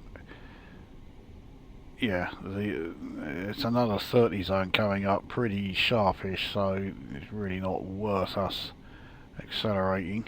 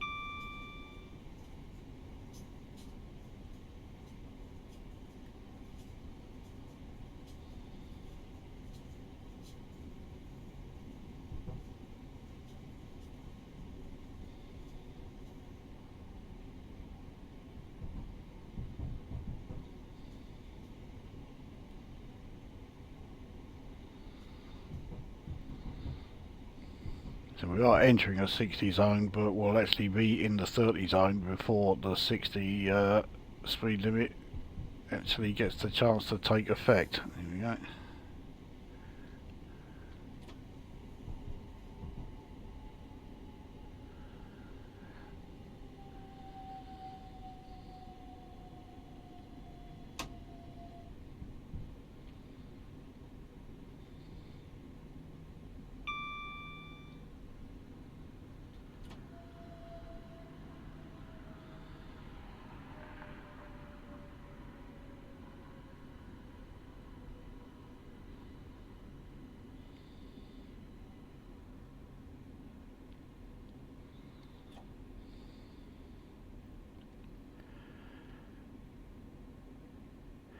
And there we are.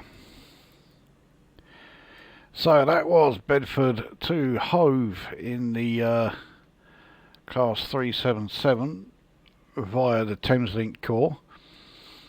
And okay, yeah, there were a couple of issues because of the unfinished nature of the route. So it is a work in progress. It says so on the download. But what's there is, as is always the case with one of these routes, it's a route by Danny is the only name he goes by, but he has quite a reputation among, you know, train sim classic players. His routes are always great, so I have no reason whatsoever to doubt that he will sort out the issues with Quick Drive. He does very clearly say on the download page that Quick Drive does need finishing. He hasn't had the chance to do very much with it, and we saw that yeah, that was the case, which is unfortunate, but you know, is what it is. So operational errors, speeding 6 times, yeah, and then we add on the 10 times that I had prior to you know, the derailment with hitting the invisible train.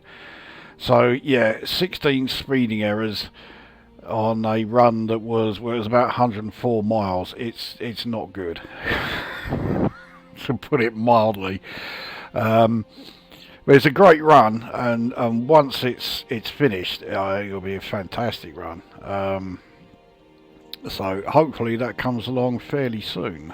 But there we go. It's been a long time coming, but at last we were able to do a Bedford to well, Hove in this case, but yeah, a Bedford to Brighton-ish run without having to edit out you know, a bit that I'm missing. This time we just had to edit out a bit that, yeah, came about thanks to a bit of a fuck up with the route, but there we are.